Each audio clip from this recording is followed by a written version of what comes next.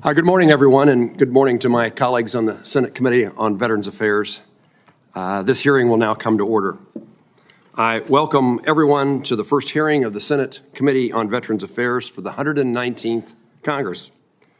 I'm grateful to have so many of my colleagues returning to this committee, and I look forward to continuing our work together.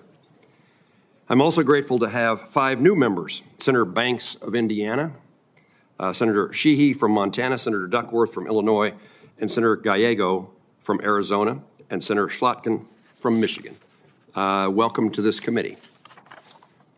I look forward especially to working with the ranking member, the new ranking member. That was me before you.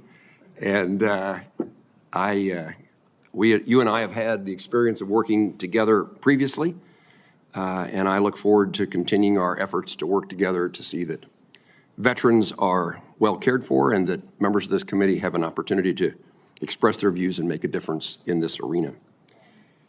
My work on this committee is almost always driven by what I hear from veterans, particularly at home in Kansas, but also across the country.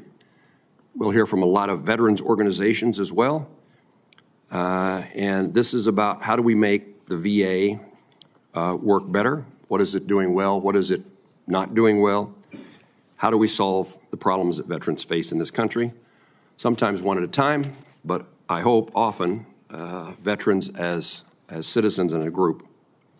As chairman, I will work to solve problems and deliver results to help veterans access health care and benefits they've earned and achieved in their success in their service. I want them to be successful after their service. And I expect the next Secretary of Veterans Affairs to share a similar focus. The role of the Secretary of the Department of Veterans Affairs is critical. America's national security is dependent upon an all-volunteer military and a VA that is successful in helping service members thrive as veterans is key to bolstering recruitment and keeping our nation safe. Millions of veterans and their loved ones rely on the VA to access higher education and job training, buy a house, open a small business, cope with service-connected conditions, access health care, and more. Helping veterans achieve those goals is often complicated by the fact that VA is one of the largest bureaucracies within the federal government with more than 400,000 employees. That includes a massive physical footprint that spans the globe. Our facilities are aging, a legacy IT system, and an annual budget well over $300 billion. We must have a VA secretary who understands the VA mission, who will help refocus the department to put veterans first, and who recognize the importance of the VA in serving veterans and contributing to a safe and successful future for our nation. I'm grateful to have Congressman Doug Colins here today to testify about his nomination to be the Secretary of Veterans Affairs. He knows firsthand the benefits and challenges of military service and many issues facing veterans and their families. I am grateful for Congressman Collins' interest in serving in this capacity, and I look forward to hearing today how he plans to improve and support the lives of his fellow veterans, if confirmed. I know that military service is family service, so I want to recognize and thank Congressman Collins' family, including his wife, Lisa, daughter, Jordan, and sons, Cameron and Copeland, who are with us here today. Welcome to your family, Congressman. Before yielding to the ranking member, I want to recognize former Secretary of Veterans Affairs, Dennis McDonough. I'm grateful to Secretary McDonough for his hard work and his dedication to veterans and their families, and I wish him all the best in his next chapter. With that, I yield to the ranking member, Senator Blumenthal, for his opening remarks. Thanks so much, Mr. Chairman. Thank you for being here today, Congressman Collins, and as well to your family, Lisa, Jordan, and Cameron, and to all of the visitors who are here today, many of them veterans. I'm thrilled to be the ranking member and to have as chairman my friend and colleague, Senator Moran. He and I have a strong working relationship, and it exemplifies, I think, the kind of bipartisanship that has characterized the work of this committee. In fact, we have been a paragon of bipartisanship in the face of the buffeting winds of political polarization on other topics. And I look forward to fighting and advocating for veterans in the face of some pretty heavy threats. I was chagrined yesterday that there was no mention in the inaugural address by President Trump about veterans. I was disappointed to see in the executive orders that a hiring freeze will be imposed apparently on the VA. And I am hopeful that you, Congressman Collins, I'm going to be very blunt, will be the kind of advocate that the VA and our veterans will need in this administration. There will be potentially heavy pressures on you to cut and slash, to reduce access and eligibility, because the VA, frankly, is a target-rich environment for cost cutters. And we know that there is a Department of Government Efficiency looking for those kinds of cost-cutting opportunities. I look forward to supporting you and bolstering your efforts to defend and advocate our veterans, who must always be a priority. I want to thank Senator Moran, but also Senator Tester, who was such a strong advocate, as well as Dennis McDonough, and most particularly in our joint efforts to pass the PAC Act. President Biden and Secretary McDonough were instrumental in providing more care and more benefits to veterans than ever before when they were exposed to toxic chemicals or burn pits, not only on the battlefield, but also in training. I think every member of this committee can be proud of that effort. You mentioned in your opening that, quote, timely access to care and benefits for every eligible veteran is job one. I hope that will be your mantra. It certainly is ours. Unfortunately, veterans are confronted with losing access to VA's direct care system in an unprecedented number of referrals going into the community. As we discussed during our meeting, you and I appreciate your coming by to talk to me, there certainly is an important role for community care in the timely delivery of care to veterans, but it can't be at the expense of the VA direct care system, which many vets prefer and rely on. I have two sons who have served. One is a combat infantry officer in Afghanistan, the other is a Navy SEAL, and most particularly my Navy SEAL son has made use of veterans benefits in facilities on the West Coast, in West Haven, so I know firsthand the extraordinary care, really it's a gold standard of care that our veterans facilities provide, and particularly in the area of mental health. We need to invest, as well as in modernizing infrastructure and facilities, such as we are doing in West Haven. Today, I want to learn more about your plans to lead the largest civilian agency in the federal government, literally the largest civilian agency, an organization of more than 450,000 employees comprising 20% of our whole federal workforce. That's an awesome responsibility. I'm especially interested in how you plan to build a workforce culture that encourages employees to speak up with concern and criticism and offer ideas to drive improvements, not one to seek retribution or demand fealty and loyalty at the expense of the quality of veterans' care. If confirmed, it's your duty to treat every VA employee and veteran, regardless of gender, race, religion, or sexual orientation, with the dignity and respect they deserve. You and I have acknowledged our differences, and we will have differences of opinion, especially on some social policies, but I'll need your assurance that your views will not negatively impact veterans seeking the care and benefits they have earned. They've earned those benefits.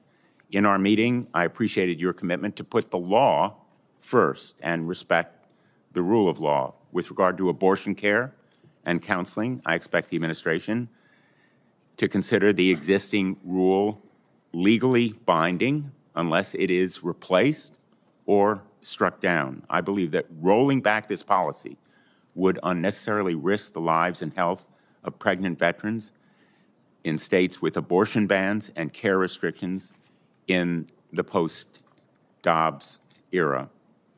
During the last Trump administration, we know outsiders exerted significant influence on the VA. In fact, GAO looked into and substantiated that 3 individuals, private citizens, Bruce Moskowitz, Isaac Perlmutter, and Mark Sherman, referred to as the Mar-a-Lago 3, played a key role in several high-profile decisions outside of the formal VA decision-making process. These included VA senior-level personnel decisions and involvement in negotiations for the VA electronic record system, among other issues. I hope you'll push back strongly on inappropriate influences that operate outside of well-established federal transparency rules, especially when they are not acting in the best interests of veterans, whether it's ideologically minded groups with ulterior motives or the array of big tech executives that we saw on the platform yesterday at the inaugural, including Elon Musk. Congressman Collins, if confirmed, you must be the decision maker at the VA. You must be their advocate and keep the needs of veterans at the forefront. There will undoubtedly be pressure on you to scale back and cut costs at every opportunity, but I can't emphasize how important it will be to me, and I hope all of us on this committee, that you fight those efforts with every fiber in your being. I'm hopeful we have shared priorities, including upgrading the VA facilities around the country, particularly healthcare facilities, and suicide prevention, which I know is a priority of yours. We discussed it when you visited with me. If you're confirmed, I welcome the opportunity to work with you, to support you, to advocate with you in this administration, and to improve services to veterans in Connecticut across the country. Before I turn it over to Senator Moran, I want to just offer on a personal note, I am incredibly disheartened that the Trump administration is canceling the flights of nearly 1,660 Afghan refugees who were already cleared by the U.S. government to resettle in the United States. These allies aided our troops in Afghanistan. Whatever you think about the conflict there, the risks to these Afghan allies are so dire and dangerous, and many of our veterans groups have been advocates for them, as you know. In fact, the strongest advocates for resettling those at-risk Afghan allies are the veterans who benefited from their protection and their service, which involved putting their own lives and their families on the line. And yet, those Afghan partner forces and their families are stuck at the risk of harm in areas around the world. Our nation has a sacred promise that we've made to do right by the men and women who risk their lives for our freedoms and democracy and do right for their families. And that includes those translators, the guards, the others that put their backs in targets and became our loyal friends. And I will keep fighting to ensure that they're resettled to the United States and push back against any attempts by the administration to renege on those promises to our service members, veterans, and Afghan allies. And again, I want to offer thanks to all of the VSOs, all the individual veterans who came to the defense of those Afghan at-risk allies and have joined us in urging aid and freedom for them. Again, thank you, Mr. Chairman. Senator Blumenthal, thank you. I now call on one of our colleagues who's a member of this committee, Congressman Kevin Cramer, is a former colleague in the House of our witness, the nominee, and I now recognize Senator Cramer. Thank you, Chairman Moran, Ranking Member Blumenthal. The titles look good on both of you. I'm looking forward to a productive term. And it is a great honor and really a blessing for me to be able to be here to introduce my former colleague, friend, Navy veteran, military chaplain, accomplished attorney, Doug Colins. In fact, if we were to write up, there's a lot of talk these days about people being, quote, unqualified for these positions, when the reality is, in our great system of self-governance, the only qualification is that the elected people want you. And, but if we were to write up the qualifications for a VA administrator, for a VA secretary, Doug Collins' picture would probably be right next to the description. Working with Doug on big bipartisan things, I remember in the House, one of the most unlikely things in the world for me to get involved in was copyright law and looking out for the rights of songwriters. And yet, somehow, Doug's big personality and big brain sucked me right in, and I'm glad I did. It was important work, and it was kind of really precedent-setting work in the area of entertainment. But he's got that kind of a personality, an engaging personality that attracts people to what he's working on, and I think that says a lot. I mentioned he's an accomplished attorney because that's really important. That's an important part of both understanding, Senator Blumenthal, the law and enforcing the law, carrying out the laws, defending the laws that are passed by Congress and become part of the bureaucracy. Obviously, him being a veteran, the Navy and Air Force reservist is important.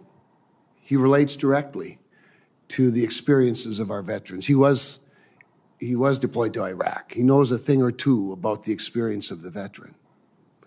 I think that's part of what, to your point, Senator Blumenthal, makes the VA care so special. It's not that they're better doctors or better psychiatrists or better nurses or technicians. It's that they're empathetic. That's what I hear from my veterans so oftentimes is, while they appreciate access to community care, they appreciate the empathy of a fellow veteran. And Doug brings that. But guys, he's a chaplain. I mean, come on. How perfect is that? Because to me, one of my great frustrations about the VA, I mean, just this last summer, a $15 billion shortfall is announced. Where was all the communication before that? Where was the transparency that we would seek before that? Well, it was a little CYA, I think. And then suddenly, panic sets in, fear and anxiety, uncertainty, even to the point where Congress itself passed a supplemental. We all remember it very well. A supplemental where a single dollar was never used, because lo and behold, there wasn't a $15 billion shortfall. How does that happen in a competent agency that's looking out for the veteran?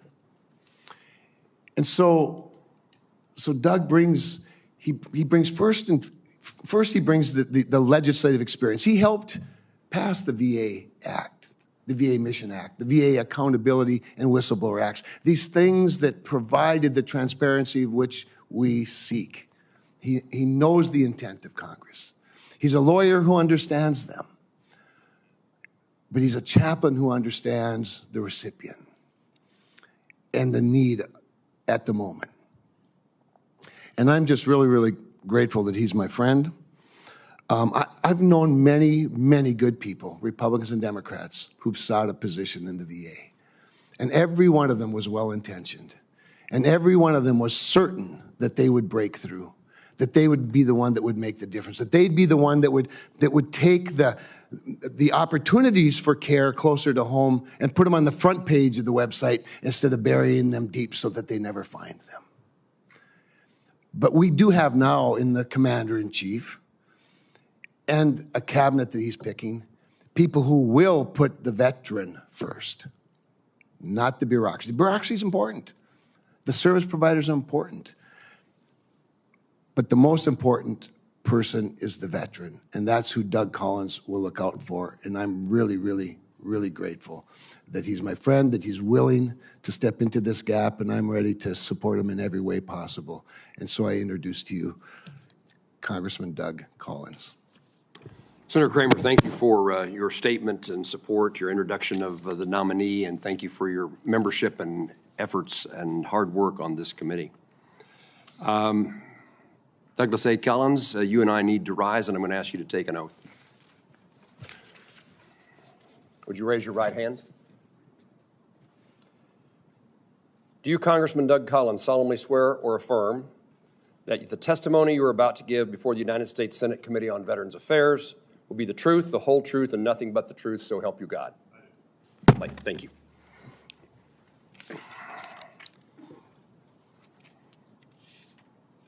Congressman, thank you again for being here, and we will now eagerly await your testimony. Thank you, Mr. Chairman, Ranking Member Blumenthal, the rest of this committee and the Seniors Committee, and looking around this committee, seeing people that I've worked with before on both sides of the aisle, and it's good to see you, and especially to the new members as well. I'm honored to be sitting here to be the nominee for the next Secretary of the VA. I'd like to thank my friend Kevin Kramer for that kind introduction. I appreciate his work, and I appreciate your work as well. He hit it perfectly. It's about the vet, and I thank him for that. I'd also like to thank President Trump for his nomination and for his willingness to have not only confidence in me, but also the veterans of this country. I'm privileged today, and I appreciate the Chairman and Ranking Member mentioning my family, because I would not be here without them. My wife of 36 years is with me, Lisa. She's right here. I have my son, Copeland, and his wife, Holly. I have my son, Cameron, his fiancee, Maddie. And then on the end, we have the one that glues us all together, and that is Jordan. She is our daughter. But there's also one that probably is watching right now that I'd be remiss if I didn't mention, and it's my 86-year-old father, who spent 31 years as a Georgia State Trooper. Dad, I'm here because of you and Mom, and I love you. You know, America is the greatest nation on earth, and it's the greatest nation on earth, I believe, because of the men and women who serve. It's the men and women who serve and are willing to take the step up to protect the freedoms that we hold so dear. And throughout my 2 decades of service, I've witnessed this firsthand. I've watched men and women go at their best, even when they didn't want to, and they served. And they stood up for our freedoms. And they earned the benefits of being in our great veteran system. And the VA is there for them. In addition to being a Navy veteran for a while, I've now been in the United States Air Force for over 23 years. I'm a colonel serving at the Warner Robins Air Force Base at Afric Command, and I've been able to watch over the years leadership. Leadership is about listening, but it's also about leading. It's also about taking the men and women that you serve with and making sure that you're putting their needs first. When you're in the military, it's about the mission. For me, if I'm confirmed by this body, the VA will be my mission. It will be the mission to take care of our veterans and to make sure they get the benefits that they deserve. I'm an Iraq War veteran. I understand burn pits because I slept next to one for many months. I understand this generation that went for time and time and again, deployment after deployment, in a different way than we'd seen many times before in our past wars, and the needs that they have.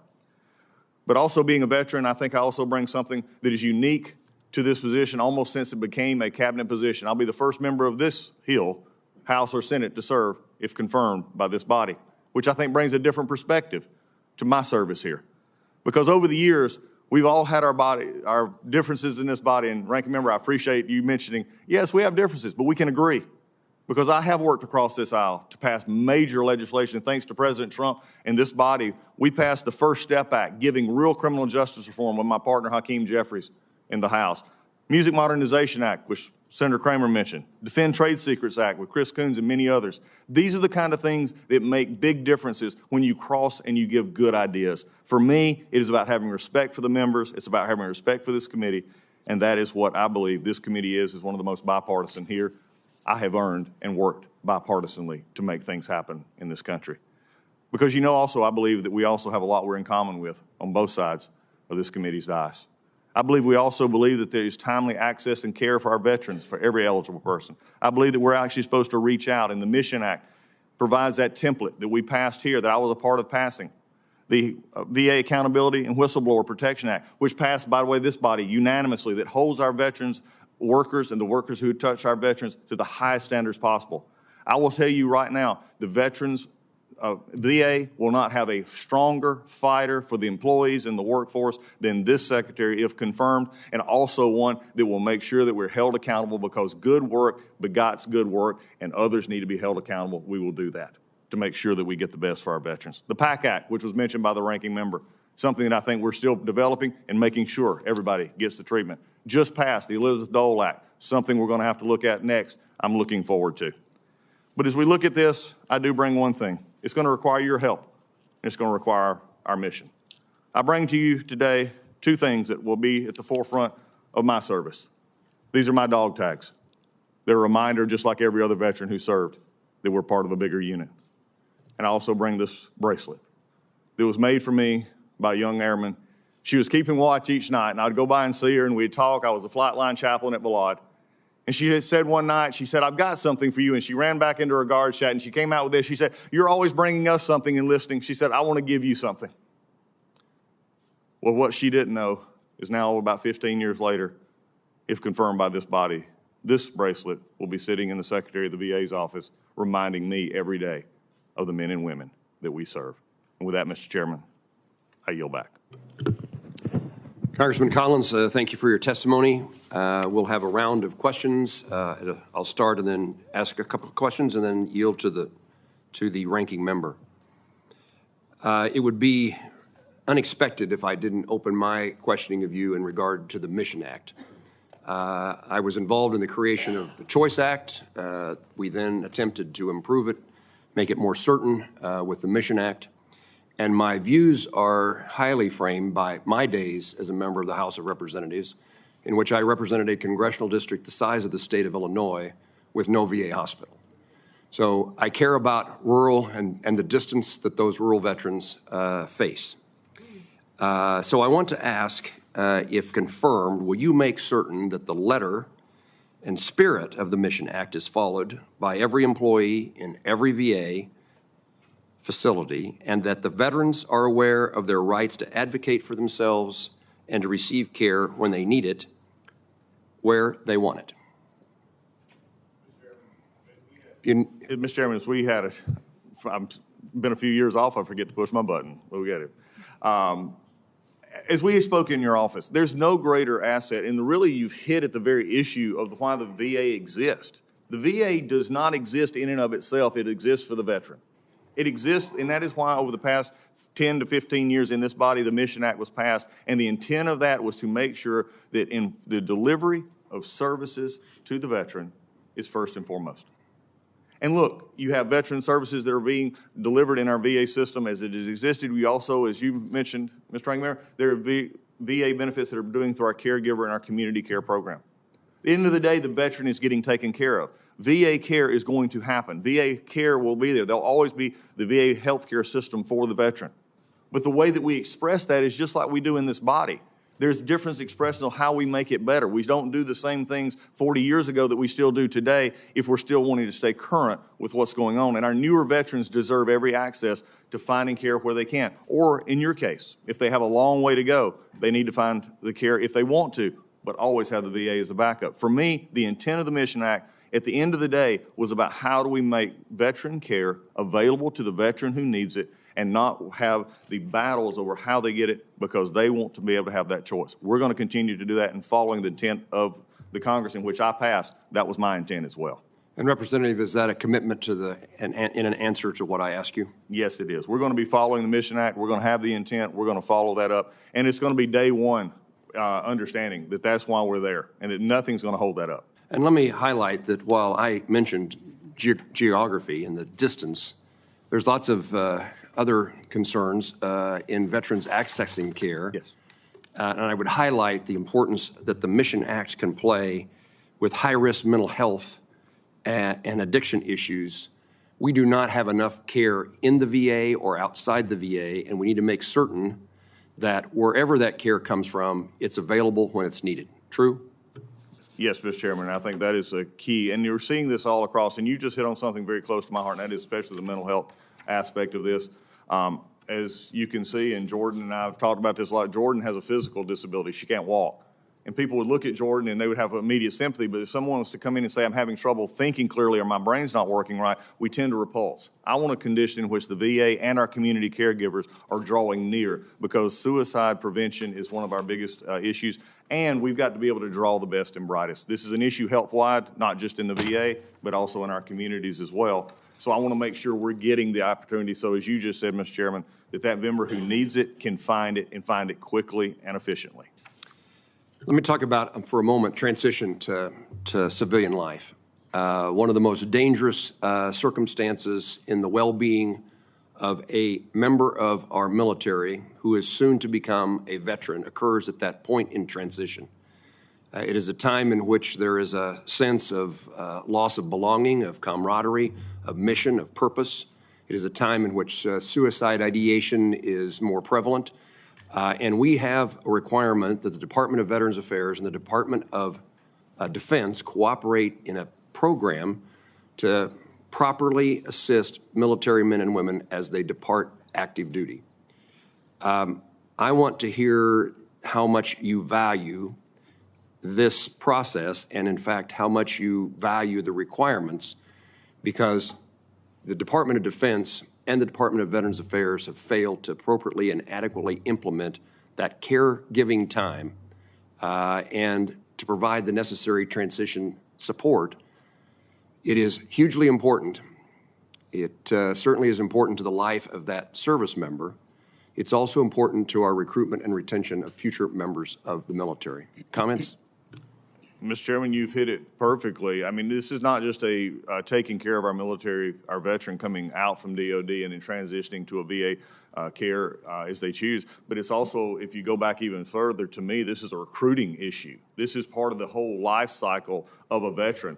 And if you have good experiences in the DOD, they have bad experiences for some reason if they had a VA, or vice versa, you're having people who served then telling their children and others, I don't want you to serve. This, to me, is an all-encompassing issue that we've got to work on. And as someone, especially as you talked about earlier, transitioning becomes that time in which, for some, they don't have that grounding anymore. They need that connection. And we've not done a good job of connecting the dots. One of the things that should disturb all of us in this room today is the 17 number that is often used to 17 veterans who die by suicide. And when we understand that, here's what we have found, that over 40% of them had never connected with the VA. So, Mr. Chairman, you have my complete assurances that not only are we going to be a priority, it is going to be an extra priority for me, because I believe we can use all assets, not just DOD and VA, but state veterans associations as well. I'm willing to look at any way we can make the connection to make those transitions as easy as possible. Mr. Colins, thank you. I now recognize Senator Blumenthal. Thank you, Mr. Chairman. I know that you are exceedingly generous in allotting time for us to ask questions, but I'm going to try to stay within the 5-minute. Were you suggesting that I did not? I would never suggest anything of the sort. I hope we'll have a second round of questions, though. I anticipate that. Thank you. Let me start with some easy questions, Congressman Collins. Will you commit to respond promptly to any inquiry from members of this committee to request information and be fully transparent with this committee? That is my intention. I will do for this committee, make sure you have every information that you need, Chair. Mr. Ranking Member. And will you commit to working with the veteran service organizations and other stakeholders in making decisions at the VA? I look forward to working with this committee and the members of both the House and Senate and any other organizations out there willing to help us help our veterans. And including the Office of Inspector General, the Government Accountability Office, and the Office of Special Counsel. I think you've laid out the very essence of accountability, not only from this body, but others that actually give us insight into what we're doing and how we're doing it. So yes, I look forward to those and making sure that we look at those recommendations, we work on them where we can. Thank you. Last week at a hearing of the Homeland Security Committee, I gave Russell Vogt, the nominee for OMB Director, the opportunity to renounce a proposal that he made, and it's included in Project 2025, to impose a means test for VA disability compensation benefits. I also asked him about his proposal to claw back benefits from service-disabled veterans. He has advocated that anybody with less than a 30% disability receive no benefits. He refused to renounce either proposal.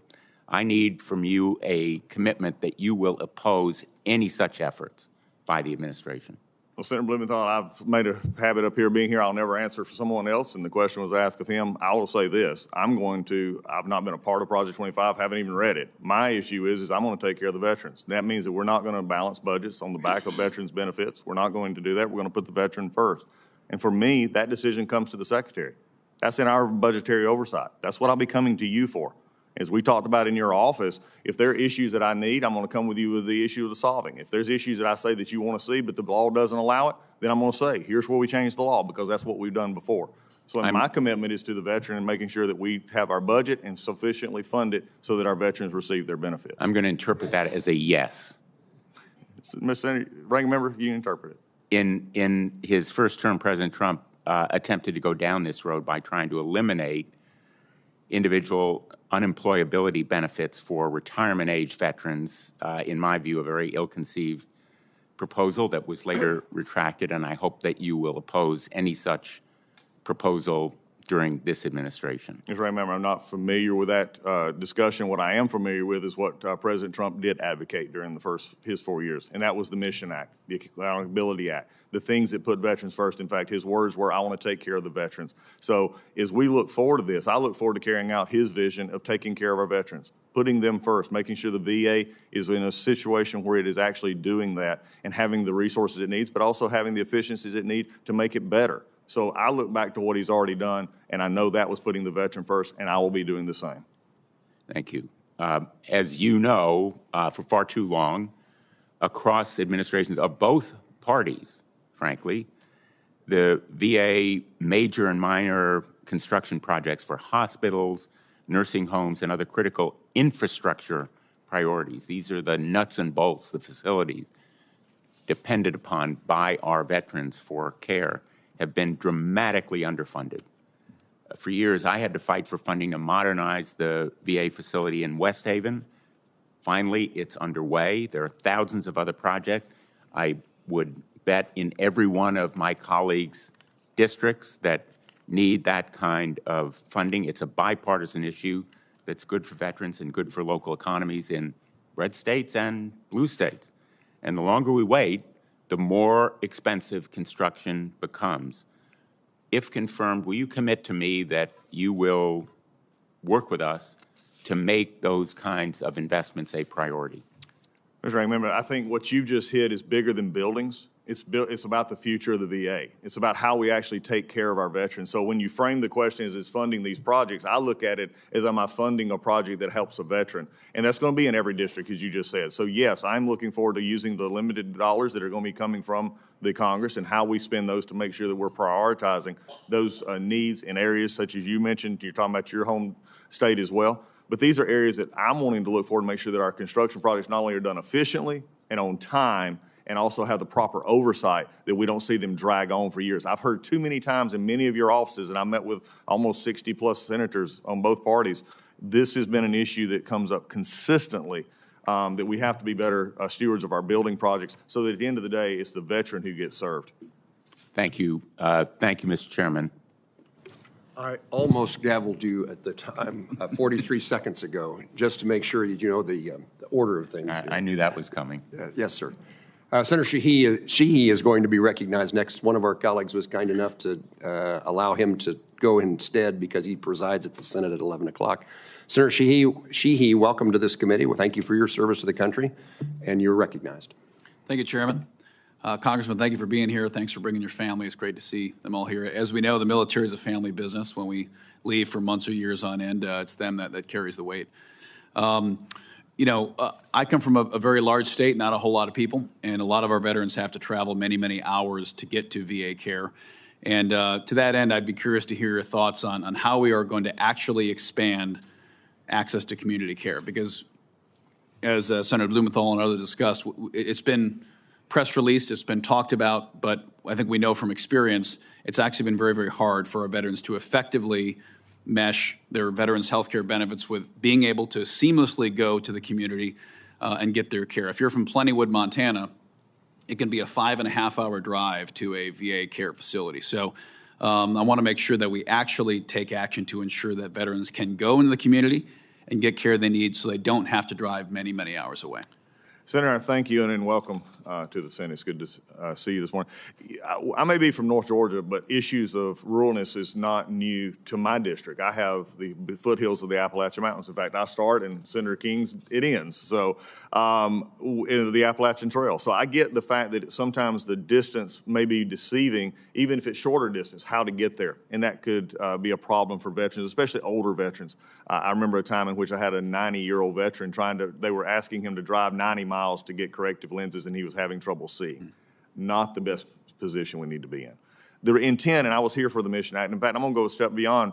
Senator Johnny Isaacson was a dear friend of mine, and we got first involved in this. He was a mentor of the Choice Act, which became the Mission Act as we're moving forward, because we saw these very issues that you speak of. For me, it's about making sure that we publicize what is out there. I know that's been a concern for many on both sides of the aisle, is making sure veterans understand the benefits that they have. You and I both know in rural areas, sometimes it's hard to get there.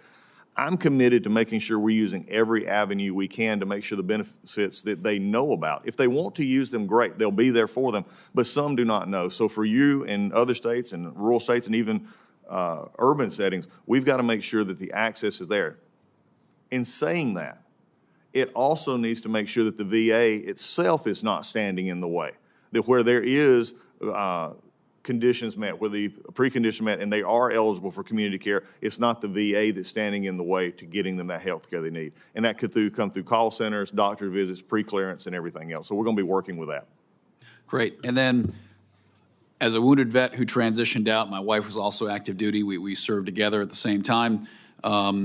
The hardest part about VA care, I've found, and most of my peers from the GWAT generation, I think, agree, is the handoff from active duty health care, the handoff to the VA. Unfortunately, I was fortunate enough. I had a fantastic handoff. Disabled American veterans helped with my transition, but very, very few veterans end up in that spot. How can you, as the VA Secretary, ensure that we have a smoother and seamless handoff from active duty members so when they enter the VA, medical records are ported over, care is ported over, and it happens seamlessly for the veteran? Senator, as we just discussed, I was previously discussing this in that transition with the chairman and all. It's a very, it's the most important for the family itself. I think you understand that with your transition, your wife's transition, because at that point there's that unsettledness. Where do we go? How do we get care if we need care, especially if there's a pre-existing or something that's been treated in DOD? How do we get by? There are several things that we need to make sure that our touches are much better. There's been some programs to make sure that we touch, the VA touches on occasions, making sure they get the transition care. If that's not happening, we need to do it better. But there is an issue that we've not discussed yet. I'm sure it's going to come up many more times, and that's the medical health records issue of the VA. That is a program now that has went too many years and cost too many billions of dollars without finding a solution. And my commitment is one of the very first priorities of this, if confirmed, is to get in and figure out why and put this on a bigger time frame to get this medical health records issue solved. I've said this, I'll say this now, and I'll probably say it again. The VA is special, but it's not unique. And hear me when I say that. It's special in who we keep and who we trust and who we take care of, and that is our veteran. But it's not unique in the sense that we do health care. Health care is done in this country every day outside the VA, as well as the largest system, which is the VA. We've got to get our health records straight so that we can have an easy handoff. What should be a simple click of the button is many times taken. I've had in my office when I was in Congress up to almost a year to get those record transfer. That leaves uncertainty for the veteran, that leaves uncertainty for the family, and makes a very unhealthy experience for those that are serving. Well, thank you, Congressman. Thanks for your service to the country in the war. Thanks for your family service, and thanks for stepping up to serve again. Senator Murray. Thank you very much, Mr. Chairman. Congressman, very good to see you here. Thank you for meeting with me in my office. I appreciated that discussion, and I'm going to start with the question in reference to what you just talked about, because back in 2018, under President Trump's first administration, the VA and Cerner, which is now Oracle Cerner, signed a no-bid contract to roll out the Cerner electronic health record to all VA facilities. And the first site went live in my home state in 2020, and it was disastrous. VA and Oracle endangered patients by rushing the deployment, not making sure the system was technically sound, not working with the clinicians on the ground, and not providing sufficient training. And veterans and providers in my home state are still paying the price for that. Last month, VA announced that it would be moving forward with pre-deployment activities at the next 4 sites for the electronic health record. You said, you referenced it here, that you plan to make EHR a priority. I want to know what specifically that means. Are you going to prioritize it by rushing the implementation, or are you going to prioritize it by getting this system right and focusing on veteran safety and clinical productivity as you move forward? Thank you, Senator. I did enjoy our time together in your office. There's the old saying that there's never a more perilous issue than to be on the tip of a new idea. And I think it goes back a long ways, and that's very true what happens here. When I say that we're going to make this a priority, it means that we're going to see, for me, it's going to be taking it as a full, all right, I'm taking the first step and I'm going to look at it from fresh eyes. I've not been there for what even this committee would have to say has been too long and cost too much money. We're going to talk about the vendor from Oracle. We're going to make sure that we're finding out what their issue is. We're going to listen to our clinicians. We're going to listen to our hospitals. And as I said just a few minutes ago, we're special in who we care for, but we're not unique. There's no reason in the world we cannot get this done. And I think that's the concern that I have, because this body, and you in particular, have done such a great job with the appropriations process of making sure that we're funding a system that we're now sitting here 6 to 8 years away and nothing's happened.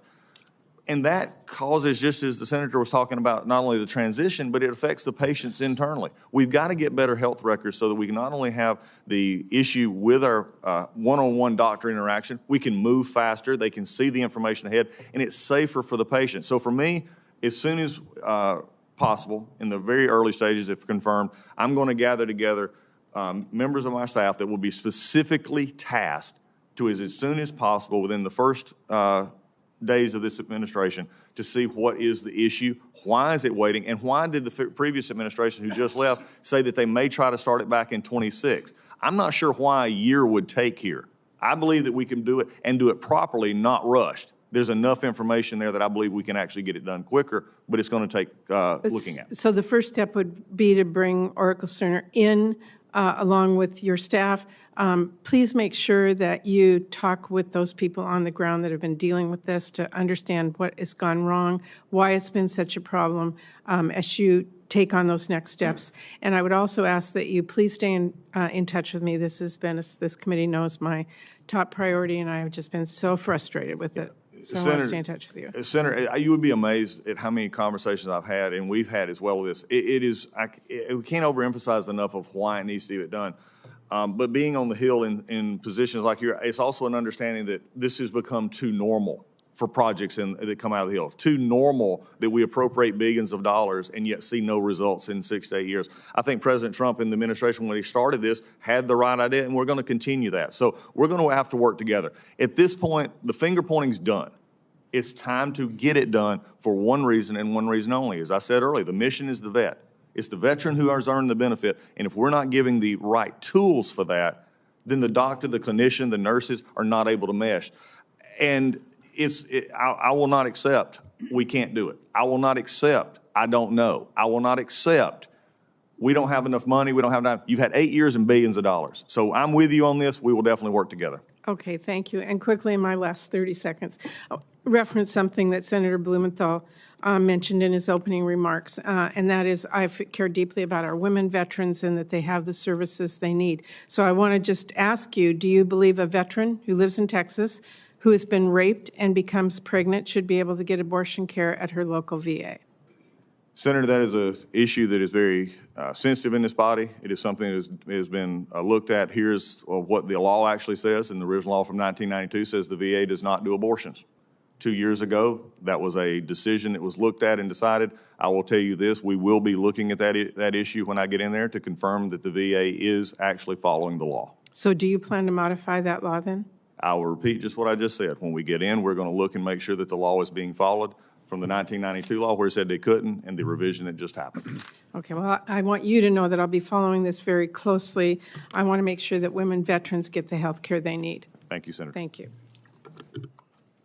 Senator Sullivan is Thank recognized. you, Mr. Chairman, and congratulations to you and the ranking member on your new positions. Looking forward to working with you. And Congressman Collins, congratulations to you. Thank you to your wonderful, beautiful family there behind you. It's great that you're doing this. I certainly agree with my good friend Kevin Kramer in his open remarks. I think you are eminently qualified as a veteran yourself and as a chaplain. I agree with Senator Kramer. That brings some real unique insights. I think that's going to be great, and I look forward to strongly supporting your confirmation. I'm a big fan, and I certainly hope that we have bipartisan support for your confirmation, well, given your qualifications. So thanks for your willingness to serve. I appreciate our meeting. As you know, I focused a lot on Alaska for really important reasons. My state has more veterans per capita than any state in the country. So a real patriotic place way up north. And we're big. Talking about big states, I won't even get into the size of Alaska because I don't want to embarrass anybody, but it's really, really, really, really big. You know, Tim Sheehy left. I think we're 5 or 6 times bigger than Montana. And we don't have one full-service veteran hospital. Not one. It's us in New Hampshire. That's it. So we have really big challenges. For all those reasons, good, because we have so many veterans. Challenging because we're big and we don't even have one full-service hospital. So we've had many disasters, in my view, with the VA. You and I talked about some of them. In 2015, right when I came to the Senate, the VA system in Alaska collapsed. That was the first big thing I dealt with as a brand new senator. It collapsed because they realigned these VISNs. They took the VISN in Alaska and the call center in Alaska out of Alaska, and we had people making appointments for Alaska veterans based in the lower 48 who didn't have a clue about our state. The system collapsed. We had a giant backlog. And last year, believe it or not, the backlog was up to 12,000 veterans, which is a lot for my state, because we still have call centers based in the lower 48. So a veteran in, let's say, Ketchikan, Alaska says, hey, I need to get to Anchorage Hospital. The call center say, okay, drive to, well, wait, it's an island. They don't even know Ketchikan's an island. So I need to get a commitment from you. In the Mission Act, I was able to get legislation that said if you don't have a full-service hospital, and by the way, it's, again, only us in New Hampshire, then you can go immediately to community care. Why wouldn't you? The call centers don't allow that because they don't know about Alaska. They don't know the bill. They don't know the law. So it's still kind of a disaster for my veterans. So can I get your commitment to work with me on all the Alaska challenges, but this call center issue and bringing, we need a call center back in my state for people who understand what the state's all about and to help bring down this very big backlog. So can I get your commitment on that, Congressman, to help our veterans? And of course, to get your commitment, come up to Alaska. You can bring the whole family. Come in the summer if you want. We can go fishing after, or, you know, come in the winter, maybe see what it's like to be in a state that's dark and 50 below zero. So either way, your choice. Your choice. A lot of times people pick August as opposed to February. I appreciate it. You make it so much sound attractive there, the last part. As an Air Force chaplain who actually puts our chaplains up in your beautiful state, that is one of our issues, though, is that long winter.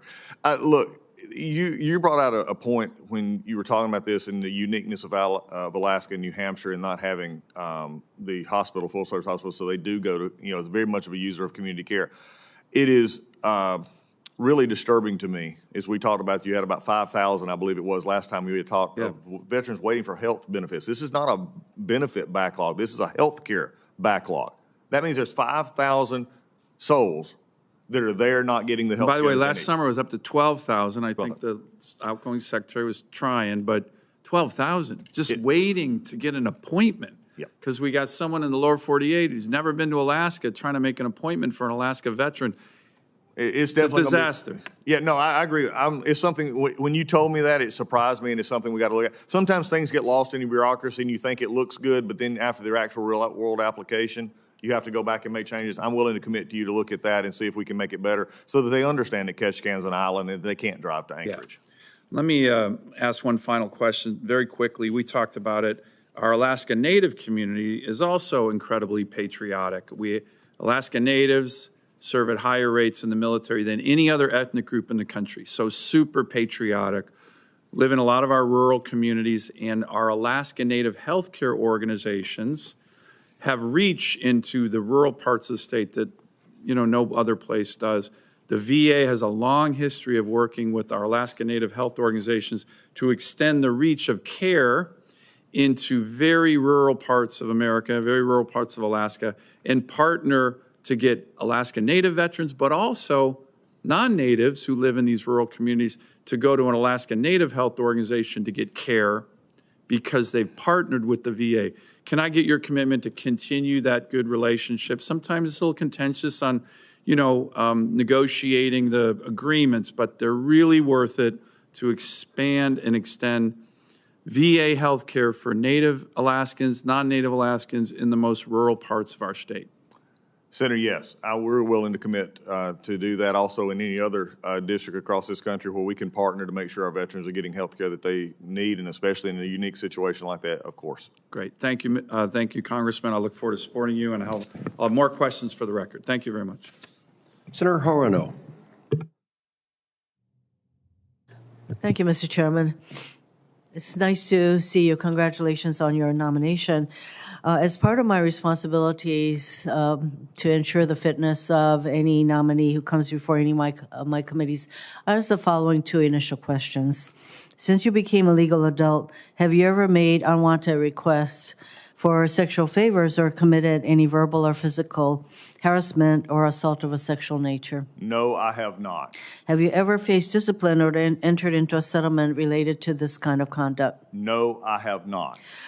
I would just like to note that Hawaii also does not have a full-service VA hospital, and like Alaska, has access issues with 7 inhabited islands and veterans living on all of them. So those are all issues that, we're going to need to continue to address. Congressman, you are very close to President Trump, both as a member of the House and since that time. Under what circumstances would you say no to a request or order from President Trump? Senator, we're dealing in hypotheticals of saying this president would actually ask me to do something illegal. I'm not going to a hypothetical because this president has put veterans first. He's not going to ask me to do anything illegal or outside the current of the law. And I think the question implies something that's not happened, and I don't need to worry about a hypothetical. Excuse me. I think we need to make sure where, what your priorities are, and you are saying that you will not say yes to an illegal, what you consider an illegal order.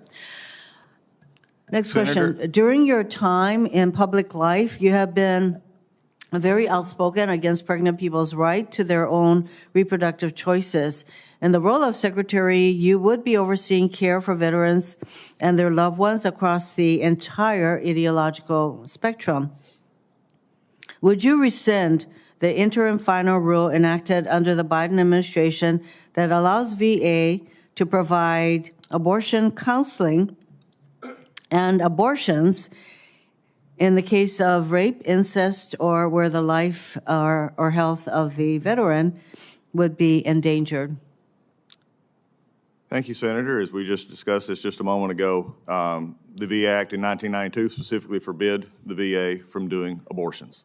Well, you do, excuse me. Let me just clarify something for you. Senator, I'll be happy to answer your question. You refer to a law that actually is being pretty much clarified by this interim final rule.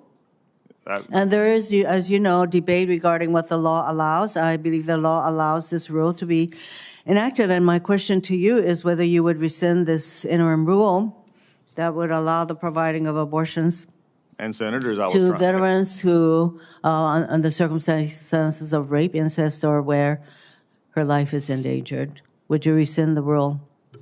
Senators, I was answering your question. We will look at this rule and see if it complies with the law. As you just said in your own answer, it is a debatable issue. We're going to look at it and make sure that the VA is following the law. Well, of course, if you provide these kinds of services, you are providing all the veterans the full level the full range of care for reproductive services as needed, regardless of your ideological position. Senator, my ideological position is based in the law, and I will follow the law in this regard. And if your question is, I would have loved to have sat down and talked with you before this hearing, and we could have explained this because I believe the law is clear. Asking you under oath, do you believe that world-class care, quoting you, includes a full range of reproductive services? I believe that the range of care provided at the VA is following the law and the intent of this body as it is set forth in the law. And if the way you interpret the law will disallow services to 2 million women veterans in the U.S., including 13,000 in Hawaii, you would do so. That's what you just testified. As I have just testified, and looking at this, I will take a look at where the law stands. And as you also testified in your questioning, you said it has been a debatable topic that was just changed 2 years ago. Well, I certainly hope that you would interpret there is a rule that actually interprets the law in a particular way, and you're saying that it all depends. I understand the rule. VS has and you're not responding to whether or not you will rescind that rule, which provides care for thousands of female veterans. Senator, I'm VA trying has to over attempt to answer your question. 450,000 employees and contracts with hundreds of thousands of private providers across the country. Can you explain what roles you have held that would have prepared you for leading such a large organization? I'd love to, Senator. I have been a part of this body in which I have actually overseen and working through votes and working through bills that actually affect the VA's operation from a day-to-day operation. I understand the policy of the VA intimately by being a member just like you. I've also spent time in the military working with many individuals and currently serve at the Warner Robins Air Force Base in Africa Command of our chaplain's office with over 656 personnel working across different MAGCOMs, handling personnel decisions. I've also been a leader in many other ways, and I believe that leadership is how you deal with this. You deal with leadership and putting good people in good positions to make sure that you have a workforce that knows that they have it. Thank you, Mr. Chairman. Thank you. Senator Kramer. I'm just compelled to ask this question because Senator Hirono asked you if you would, I think the implication was, would you carry out an illegal order by the President of the United States, which there's no evidence he'd ever do and he's ever done, and it's so hypothetical to be silly. But I am compelled to ask, would you consider rescinding an illegal rule by the previous administration?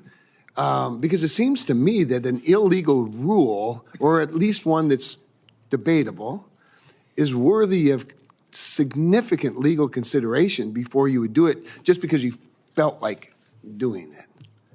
Senator Kramer, I appreciate the way that is worded because that is exactly the way I tried to word it to the senator, and that is if the law specifically stated that the VA was not to be doing abortions. There are other areas there that we look at. So we look at a situation that came up in 2022 in which they were told to look at a rule that would get around that. To me, it was time for us to take a look at that rule and make sure, just as in every other area of VA life, that we're actually doing what the law and the intent of this body is. That's not when you get into that, for me, this is going forward and looking at all the issues.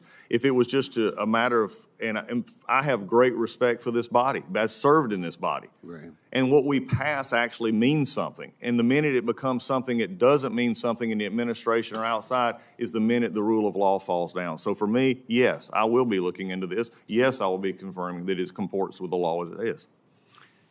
Thank you. I wanted to give you that opportunity to uninterrupted explain yourself, and you did it very well. You're hearing a lot about community care, obviously, and I will spare you all of my horror stories. I think Senator Sheehy did a remarkable job, as did Senator Sullivan, because those are big rural states. You obviously, your examples are outstanding. I would just add that it's my intention to work with my colleagues to further clarify in the Mission Act what access to community care is. In other words, we still hear horror stories from veterans who live 300 miles from the VA hospital in Fargo, or maybe 100 miles from the nearest, even CBOC, who maybe live across the street from a critical access hospital, which we have 36 spread throughout our wonderful little state. 36 critical access hospitals who operate on the thinnest of margins. And it's tragic for me to think that there's a veteran waiting for paperwork that's being slow-walked by a bureaucrat more interested in the VA than they are the veteran. And all while there's a hospital that's barely hanging on across the street. And I'm not even exaggerating a little bit when I say that. And perhaps, I guess my question is, would you work with me and colleagues on this committee to find ways to not just streamline the process, but to guarantee it? In other words, the default is not, have you checked all the boxes on enough pieces of paper to qualify for care somewhere else before you die trying to get far, far away, but rather you do that first and then the reimbursement comes after that. And so anyway, I'm just asking if you'd help me, if you've got some thoughts and if you'd commit to working with us on something like that. Senator, you've hit the whole heart of what I want to do this job. I've been asked about doing this job, why do I want to go into the VA? And it's sort of been interesting. I've had some say, congratulations. I've had some say, oh, what are you doing? It's a large undertaking. And I said, no, I'm taking this, number one, because I care for people and I care for veterans. It's where I come from. It's what I believe. It's what I saw from up here. It's what you see as you look at to make it better. For me, the service organization called the VA is about service. It's about the veteran. As you just stated, it's not about the VA. The VA is there, and like I said, I'm looking forward to being a secretary who motivates and unleashes the power of this wonderful workforce, which I believe most are wonderful workforce that we have that want to do a good job. Absolutely. They need the leadership and encouragement to say, let's find yeses instead of nos. Let's find answers instead of technicalities. Let's find the hope in people instead of trying to find the reason to hold or delay. To me, this is about the veteran. This is about getting them the access to care that you and I and many on this committee voted for. That's why we do what we do, is because they deserve it. So for me, and Senator Duckworth, and this crosses party lines, and I appreciate the ranking member talking about bipartisanship. We had a great conversation in her office discussing how we could co-locate CBOCs with rural hospitals. If that's a possibility, could it be looked at? I committed to the senator from Illinois that that's something I would look at because it helps both sides. And so we've got to get back to the part where it's about the veteran itself. And I'm going to want to empower a workforce that wants to get up every day and come to and say, I'm getting to this veteran so they get the help they need. You, sir, are a leader with a servant's heart. Thank you. Senator Kramer, thank you. Senator King. Thank you, Mr. Chairman. Congratulations on your assumption of the chairmanship of the committee and the ranking member. I want to just emphasize a couple of points you've already discussed. One is transition with the chairman. Critically important, and there are a number of bills out there, the TAP Promotion Act, Welcome Home Veterans Act, Combat Veterans Pre-Enrollment Act. I suspect you're familiar with them, but I just want to hear you reiterate your commitment to this transition and working with the Department of Defense, because it's a partnership that has to happen to make that warm handoff. Is that going to be a priority for you? Yes, Senator. You couldn't have there are so many priorities in the life that you look at, you want to get started, but this one that you hit about making this transition is so important to me because it transcends just getting them into the service. It transcends that benefit that they've earned. It goes to the very heart of making sure that they're taken care of and feeling wanted. As we started a little while back, I believe it starts at a recruitment issue all the way through a retirement issue. Because if they feel like they're taken care of in DOD, then they're going to have a better opportunity if VA reaches out with a hand to say, here's the benefits you want to participate in, that they have a place there and they have a facility for them. The concern I have, Senator, is making sure that in DOD, and I've already had some look at this, is how we can do some cooperative work with the DOD and the VA. Also bringing into account the state veterans associations as well. I understand. I want to emphasize that last point. I've had a proposal in the National Defense Authorization Act, gotten in the Senate, got knocked out in the House, to communicate a veteran's transition status to the state veterans facility so this person can be greeted at the airport, for example. That's the kind of handoff that I think we want. Do you agree? I agree. Look, because it's exactly what you said. It's how you're perceived. I view the service part of the VA is its most important part. There are some times that you have to tell somebody no. There's sometimes you have to tell them we can't do something in a benefit or something else. But there's always time to make that veteran feel like they are cared for. And I think the transition time, which you're talking about right now, that sort of, as you said, that warm hug, is the thing that we need to actually look at. And it's a critical moment, as you pointed out. It's a time of heightened risk of suicide, for example. Let me move on. Electronic health records, you had some discussions. I think this points out one of the fundamental flaws in the federal government procurement process, particularly in national security areas, where we feel we've got to buy our own custom, brand-new, shiny product rather than something that's sitting on the shelf. There's a electronic health records system called Epic that thousands of hospitals use all across the country. Instead, we're trying to invent our own system, which frankly hasn't worked, and as you pointed out, has cost billions of dollars. I hope that you'll look at the option of saying, hey, let's go with something that works, that we know it works, and can be modified to meet our needs, rather than continuing down the road of billions of dollars of a system that has so far not proven itself. Yeah, Senator, I think that what you've just hit is I don't, not going to, what I'm committed to is making sure what we have and looking at all options on the table. I want to bring in, because Cerner and others have, Oracle has had, places where they already have facilities already running the program. It's the issue that I went back to earlier, and I think you heard it was here. The VA is special but not unique. We've got to get out of this uniqueness status. And how is it different than the largest healthcare organization like this that there are not better ways that we can do it? And it's not just in medical health records. We've got to look for better ways all across. That's exactly my point. A lot of discussion this morning about the Mission Act and community care. I'm all for it under the appropriate circumstances, but not at the expense of a creeping elimination of the veterans' health care system. I believe I heard you say earlier you remain committed to VA health care in addition to community care where appropriate. Is that correct? Senator, you've heard correctly, because I believe that there'll always be a VA health care for the veteran who comes out. I believe what we have to do is make sure that we are adapting and making sure that we are giving the care as authorized by this body to make sure that we do it in the ways that are appropriate to the veteran. It's no longer time in a situation different, especially in different parts of the country, where we have to have the veterans to do the mission and what the intent was when we passed it. You mentioned that you had not read Project 2025. Are you familiar with it? There are some suggestions in it that frankly I find pretty frightening. I'm not, except for what I've heard when senators mention or somebody says it on TV. Well, for example, there's a provision that new managerial approaches should be currently used in the private sector to be employed to improve the existing VBA activities. I'm afraid that might be code for for sharks, for claim sharks. Are you supportive of the Guard VA Act? Are you familiar with that bill? I'm vaguely familiar with it. Yes, I have touched on it. Well, I hope you'll familiarize yourself with it. I think it's a very important bipartisan bill to protect veterans from what are colloquially referred to as claim sharks. I'll have some other additional questions later in the hearing. Thank you, Mr. Chairman. You're welcome, Senator King.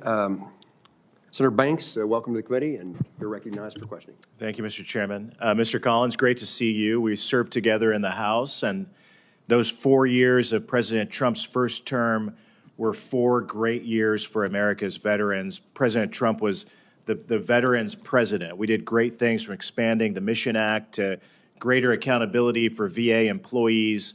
We loosened standards for the GI Bill. President Trump sent us down a path to modernize electronic health records.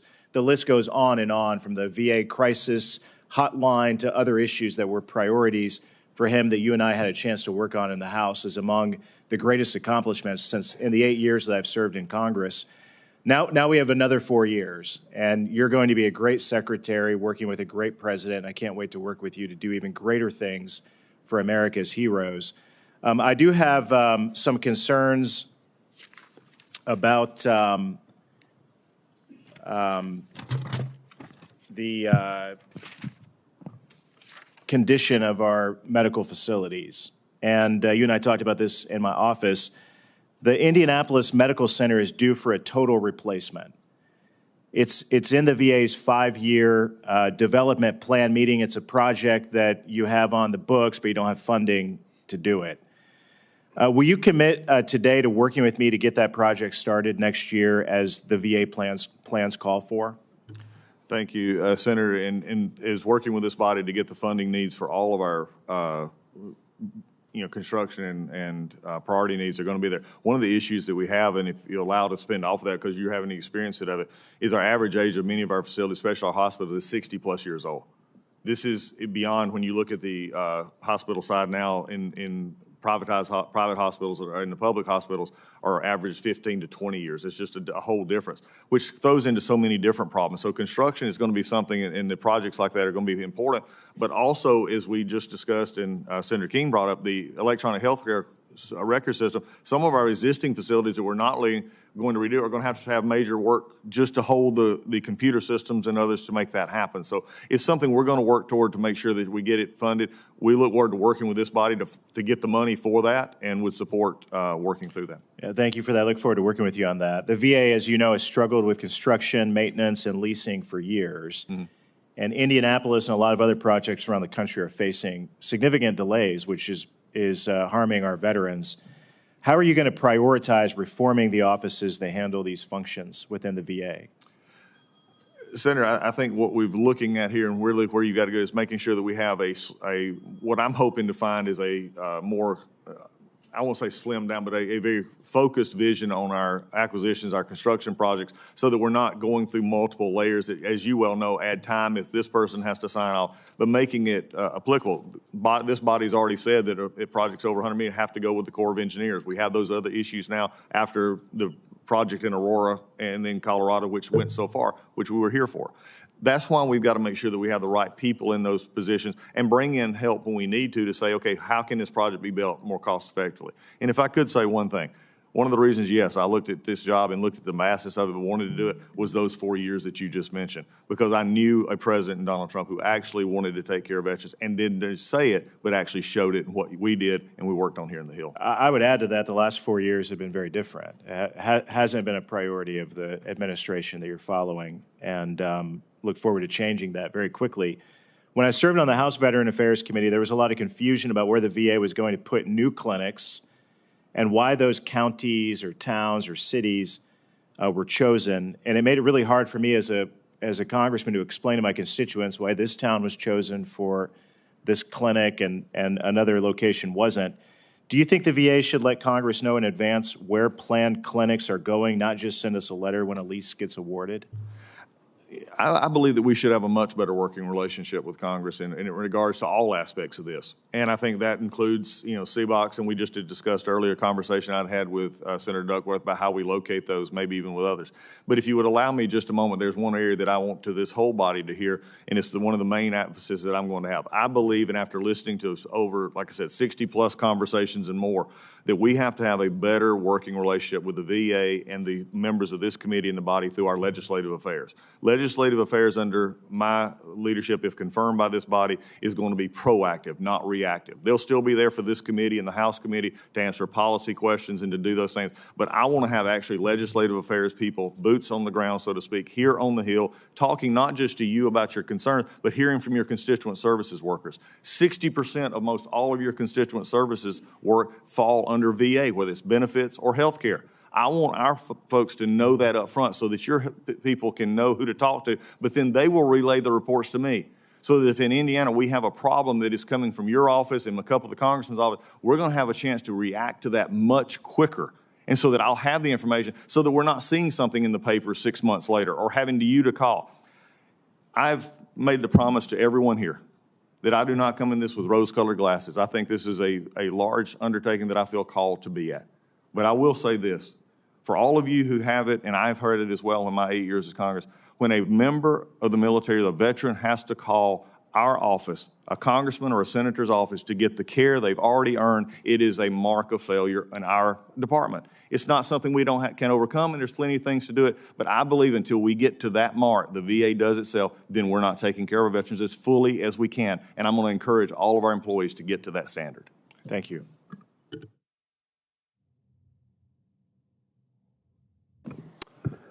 I better check and make sure I've got it right. Senator Banks, thank you for your question. Senator Slotkin. Thank you, Mr. Chairman, and I'm really pleased to be on this committee. Mr. Gallego, missed it by an inch. And I think that veterans issues should be bipartisan issues. You and I served together in the House. We overlapped. I'm very proud to be the first CIA officer in the U.S. Senate. I'm a 9/11 baby, as they say, and was recruited by the CIA after 9/11 and did 3 tours in Iraq armed alongside the military and worked proudly for both Democrat and Republican administrations. I'm also a Democrat that just got elected on the same ballot as Donald Trump, as we talked about. So I certainly understand that Mr. Trump has the right to nominate his own people and have policies that differ than my own beliefs. I think what I care about the most is just making sure that our veterans get the care that they need and we don't strip essential programs for the sake of cutting the workforce. We talked about the PACT Act when you were in my office. I worked very hard on that bill on the House Veterans Affairs Committee.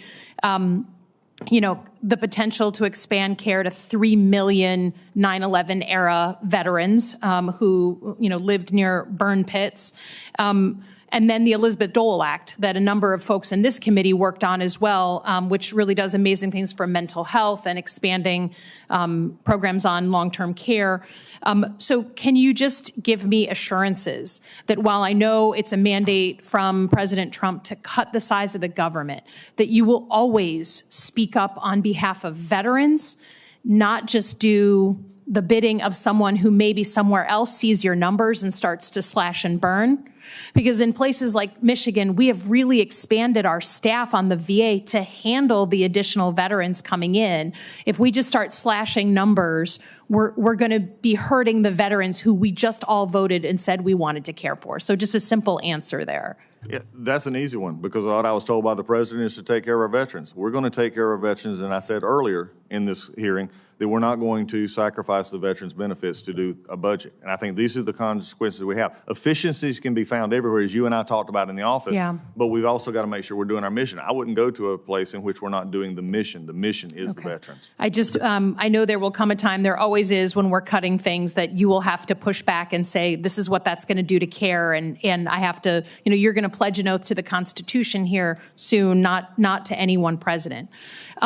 On the issue of veterans' benefits, do you believe that you have the ability to change someone, you as VA Secretary, if confirmed, would have the ability to change the discharge status of any one veteran? That's not under my purview to change. Yeah. And do you believe that a veteran's benefits can be cut based on personal or political beliefs?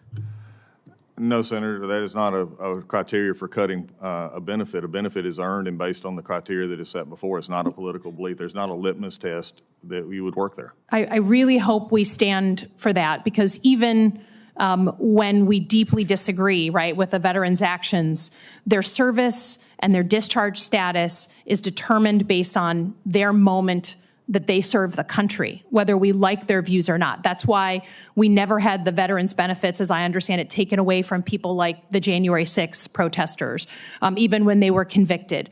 Similarly, we're watching right now senior people from the U.S. military and Coast Guard be removed from their jobs on Mr. Trump's first day. I just want your assurances that you're not going to change their veteran benefits that they earned if the discharge status is what it is from the Department of Defense.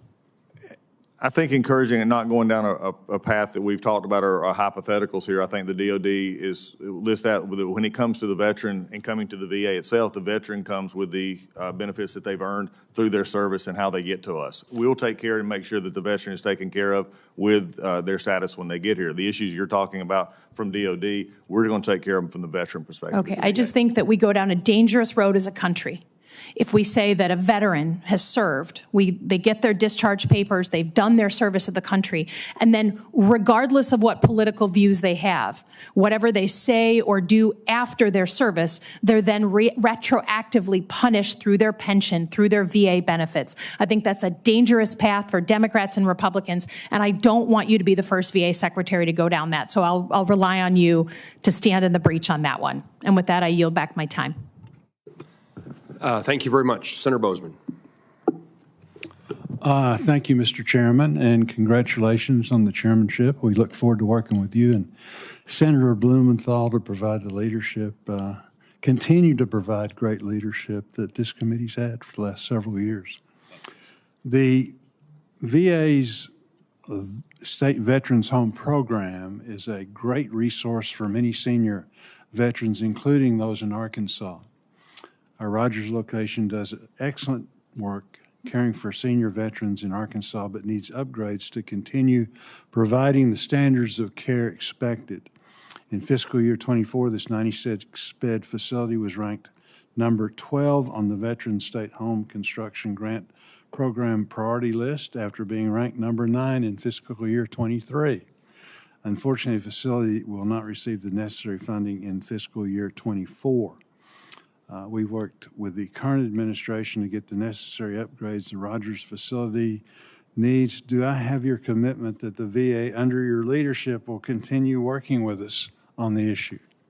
Senator, thank you. And I think this is important. This came up with several of us, and you and I have discussed it. We're going to work with you and the appropriators and also this committee to make sure that the priorities as expressed will be taken care of, and we'll work with you to do those as we go forward. Because at the end of the day, especially what you just brought up, is one of the more critical we have, and that's sort of that end of life kind of issues that we deal with, and those later stages issues when more care is needed. So for me, making sure that that the states across this country and the VA is providing that care is something that is, frankly, a non-negotiable. As a pastor, it's been mentioned many times about me being a chaplain, but I was a pastor for 11 years as well, and had spent many times in those long-term care facilities, and it was humbling, and also, though, very critical to understanding. So, yes, we're going to work to see what we can to make sure that every need is met. We'll not always be able to say, here's the best answer you're going to want to hear, but I'll definitely work with you.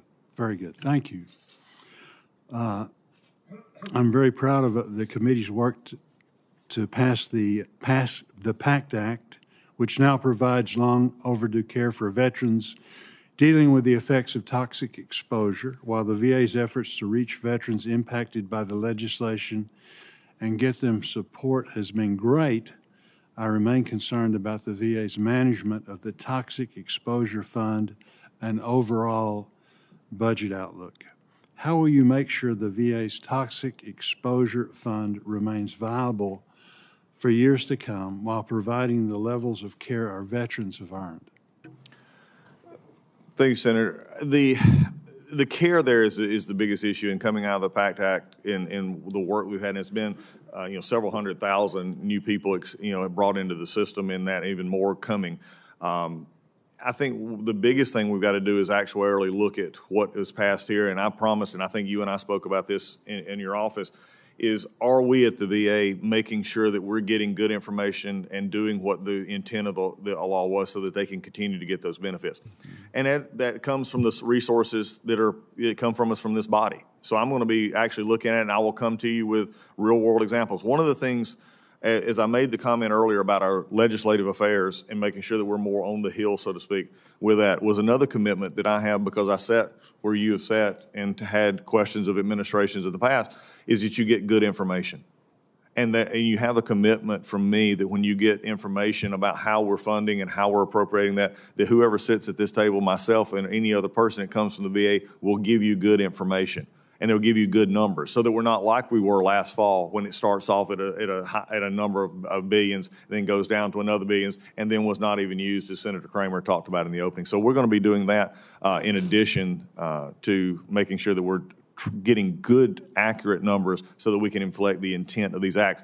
The Elizabeth Dole Act that was just mentioned just a few minutes ago is going to be one that I want to make sure that we do properly. We set it in under the Trump administration when the Blue Water Navy and others and Mission Act was actually put into play.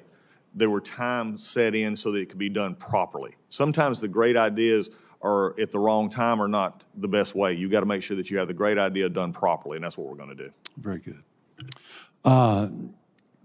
Just say again, you served, you were a great member in the House.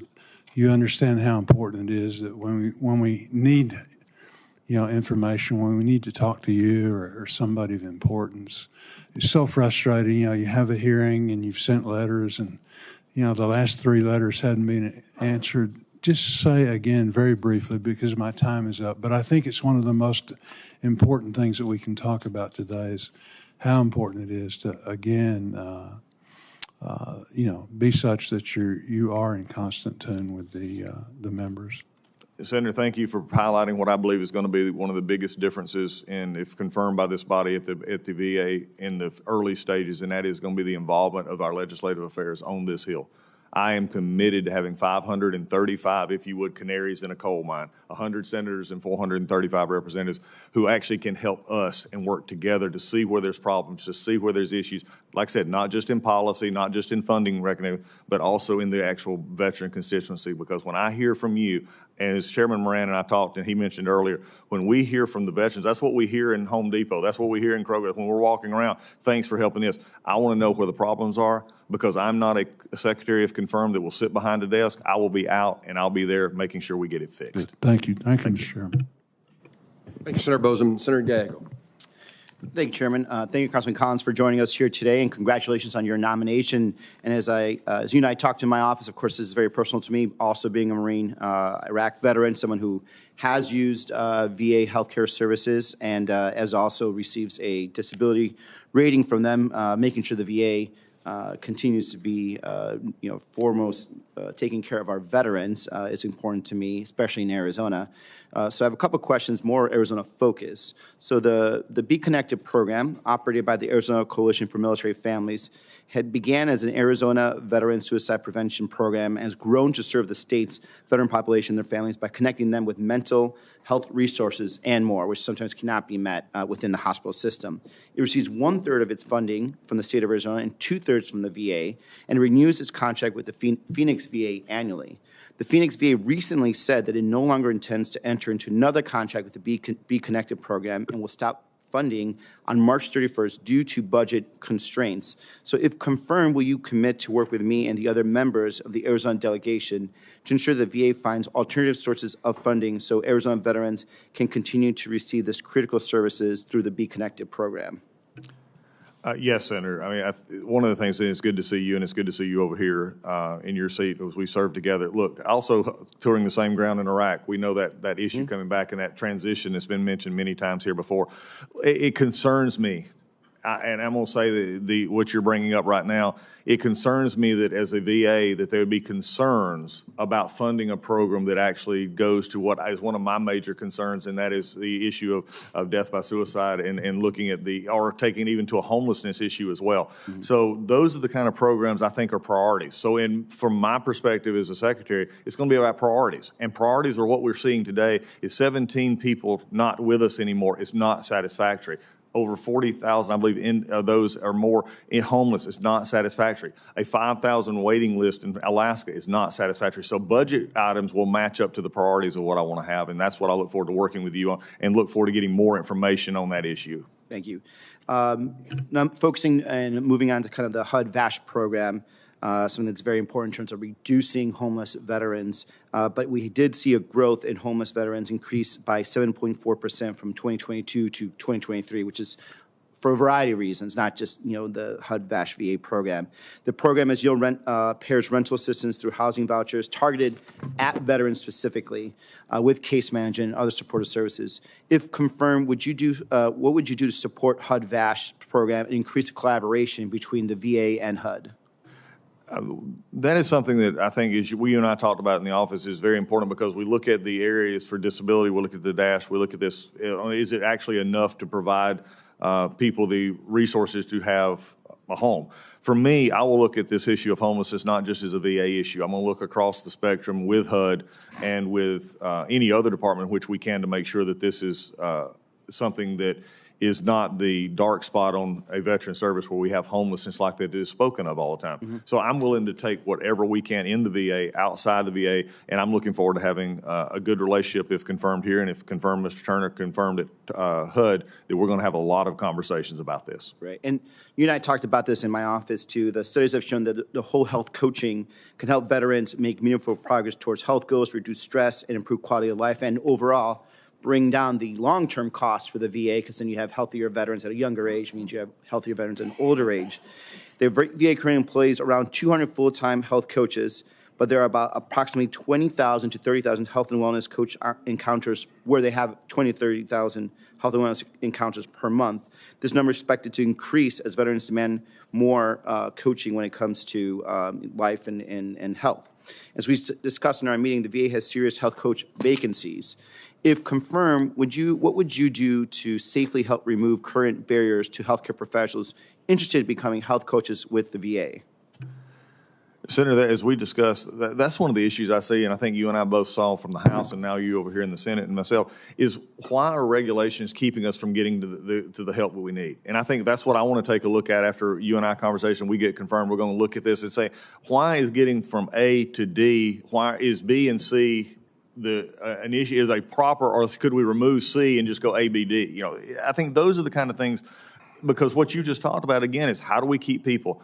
At the bottom line for me, this chaplain's heart, this secretary's heart is always going to be about helping the veteran get the help that they need in all areas of their life. And if we don't do that, then we're making a mistake. We're missing the mark. And you and I have seen that, unfortunately, up firsthand. As someone who's actually counseled with those who thought about taking their life, those who are serious issues, we've got to have every help we can have.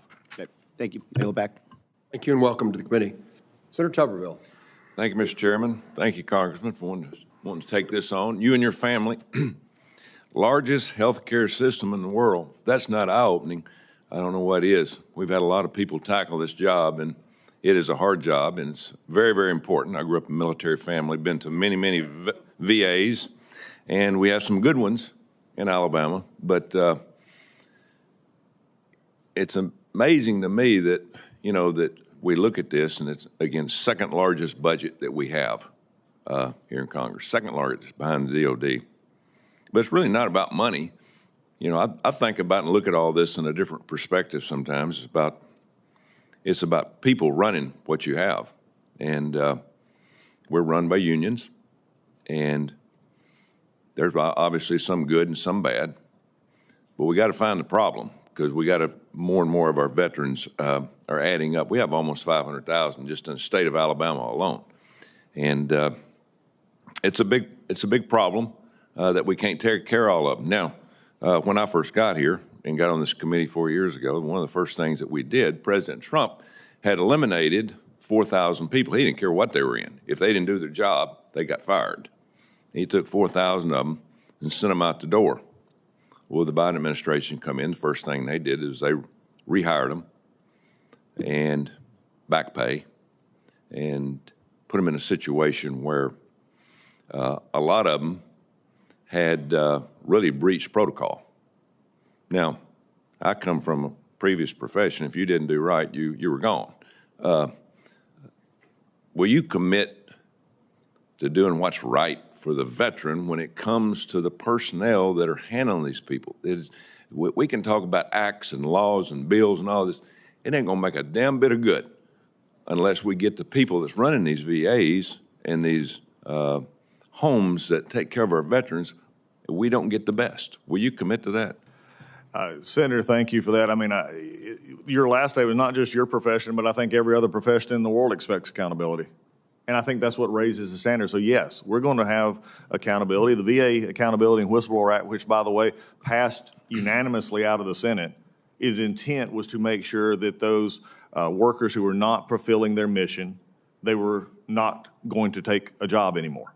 I intend to make sure that this is a promise that I have, is that if there is someone who is harming or in the way of our veteran and taking a veteran's benefit away, I have no problem in getting rid of that person and making sure we do it properly. And I have no problem with the legal repercussions of that, because there's no one at the VA going to stand in the way of a veteran getting the care properly. And if they're not doing it safely, which we saw many of those were not doing it safely and putting our veterans in harm's way. But I will say it again, and I think you would agree with me. I will be the biggest cheerleader for every VA employee out there who is out there getting up every morning, doing it right, making sure we're taking care of our veterans. But I believe the only way I can make them better, the only way I can push them, is to not allow those not to do it.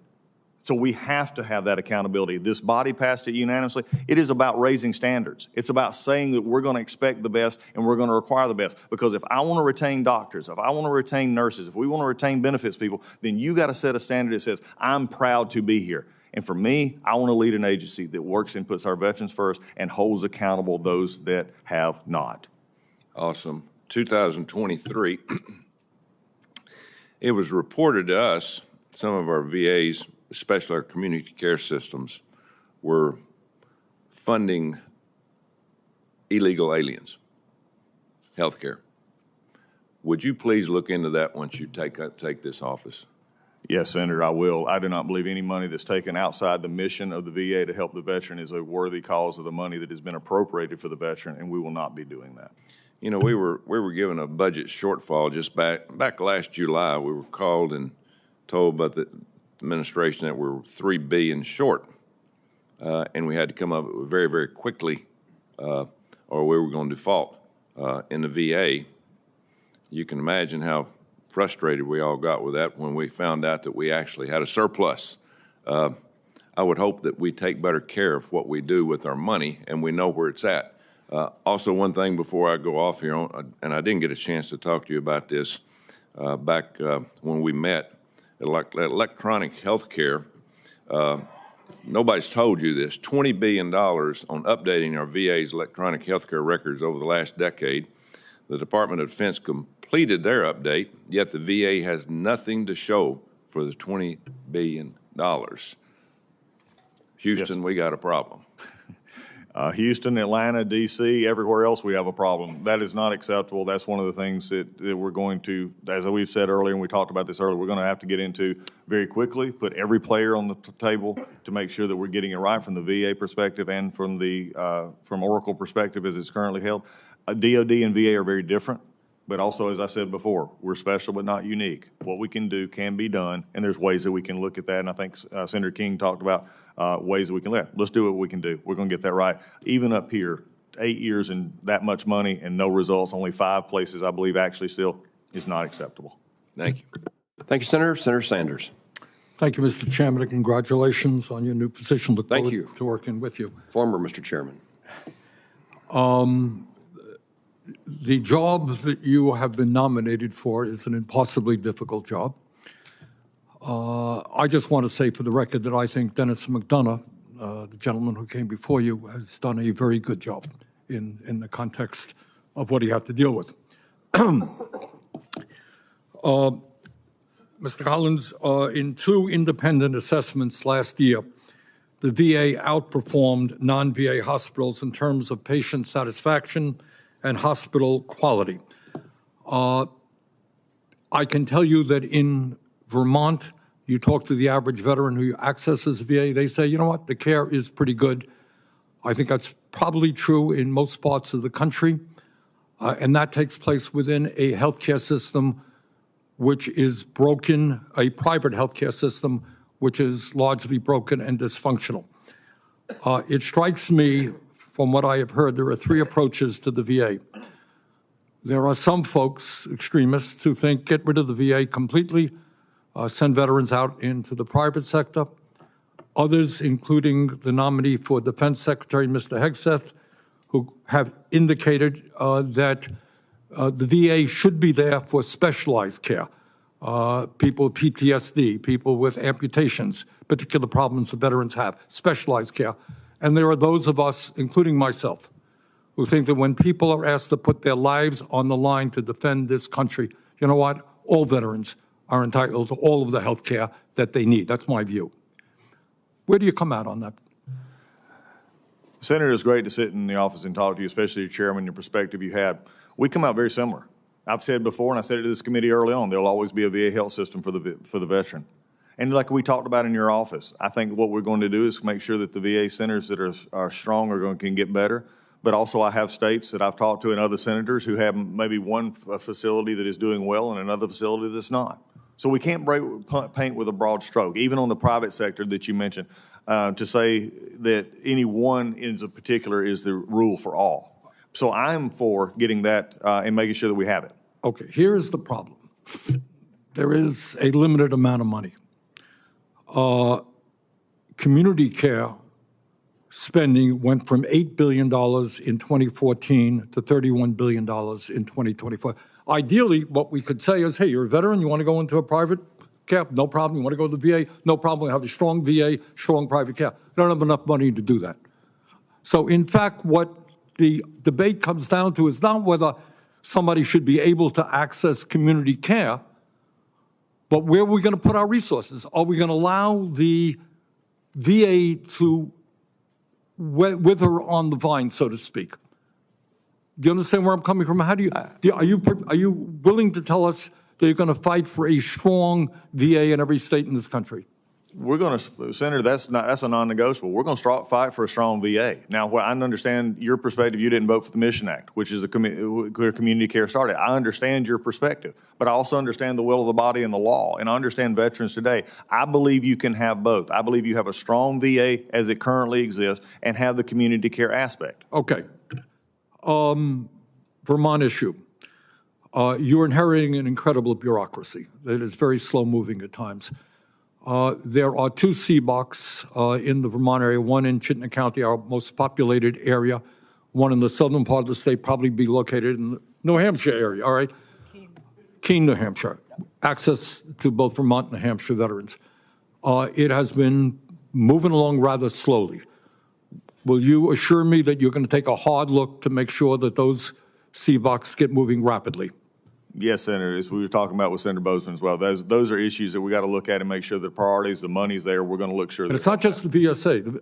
It's not just the VA. The VA works with the GSA. I understand. And it is a problem. Okay, take a hard look at that one. There are massive staff shortages in the VA, and I am concerned about the hiring freeze that President Trump has initiated. Will you stand up publicly and say, you know what?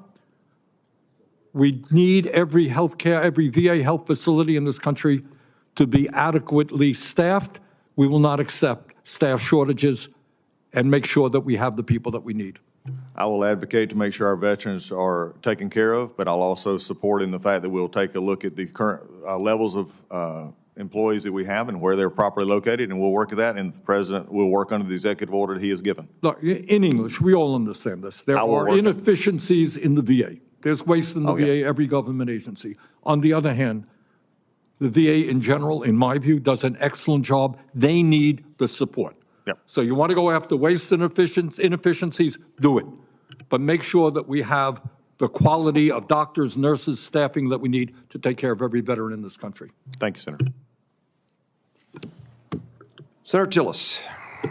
Thank you, Mr. Chairman. And Mr. Collins, thank you for being here. You and I have a lot in common. We were both born in August, you 6 years after me. We both entered state legislature at the same time in 2007 in 2 different states. And you got a sister that was born in the same hospital that both of my babies were born in. Am I right? You also have the benefit of me tracking, since I lived in Atlanta for about 4 years, tracking Georgia politics. You were a very good, solid, reasonable congressman, so I know all I need to know about supporting your nomination. I know you've said multiple times you're not going to privatize the VA. You're not forcing veterans out. You've done that. I think you were sworn in testimony. So would you just do a pinky swear, too, that you're not going to privatize the VA? Here we go. We got okay, good. Air pinky swear. So the reason that's important is that some people, not everybody, I think that Senator Sanders is genuine and has concerns, but folks, there is let me just say again what I've said every time, privatization and forcing veterans out of the VA to seek private care. There is no serious discussion among lawmakers to do that. Now, is there one, and by serious discussion, I mean that could ever see the light of day? I have very few skills. One of them is counting votes. There is simply not enough to even consider it a threat. And the reason why I hit this head on is there are veterans who could be led to believe that that's a risk. It is not a risk. You don't have to come to Washington because a vote is imminent. The VA is one of the largest healthcare system in the United States. It does a lot of things good, and in many cases, it does it better than the private care providers could ever imagine because of the unique status it has, in many cases, veterans serving veterans. So again, thank you for that pinky swear. Now let's move on to the unpleasant part of my discussion. Has nothing to do with you. I have supported every VA nominee who's come before this committee.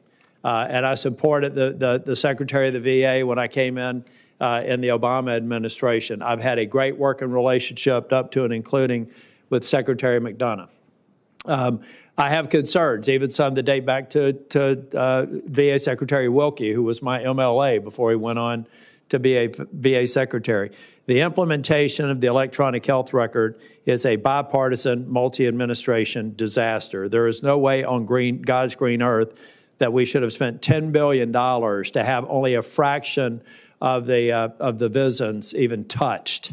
So do I have your commitment to go through that program to quickly get it moving again and get an integrated health chart that also can integrate with the DoD so that we can finally have a seamless transition from active status or reserve status to veteran status and provide premium care at the VA?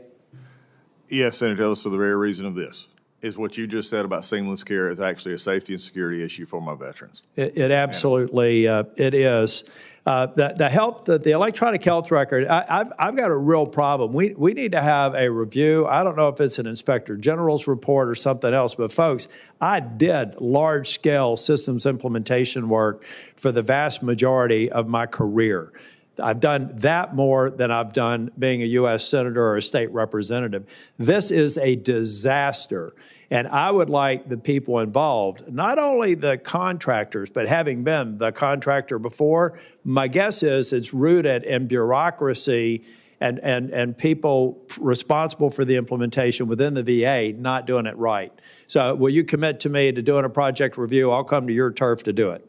Yeah, we're looking forward to the project review. This, for me, has been one of the, when first looking at it, how, only up here would this allow to go on as long as it had. Okay. So, look, I'm putting on notice today that I'm committed to everyone here. We're going to bring everyone to the table. That's vendor, that's VA, everybody in the middle, and figure out what this problem is, because it's time to fix it. Well, I'd love to be at the table when you have some of those discussions, to be honest with you, and lend you some free consulting advice.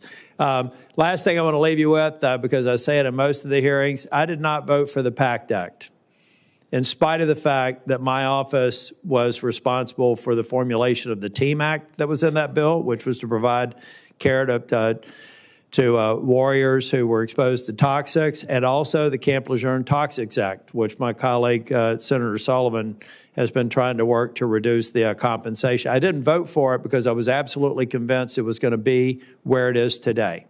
It's a $700 billion between mandatory and discretionary spending, unfunded bill that got out of the oven too soon. And now we know you've got shortfalls that you're going to have to fix in the billions of dollars because we didn't take the time to actually get the PACT Act right. I hate it, not being able to vote for that bill.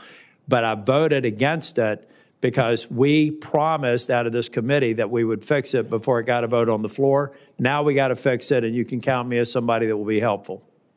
Thanks, Senator. I look forward to that because that is going to be one of the first issues we got to tackle from the budgetary standpoint. But also, and I will, say to the committee, and we've talked about this in many of your offices, I'm also looking ahead to the Elizabeth Dole Act and actual implementation and implementation cost on it. I think it's something we've got to take care of, but it's got an implementation cost as well. Thank you. Senator Hassan. Thank you, Mr. Chair, and congratulations on your chairmanship. I look forward to working with you and Ranking Member Blumenthal. And Congressman Colins, it is good to see you. It was good to sit down with you the other day.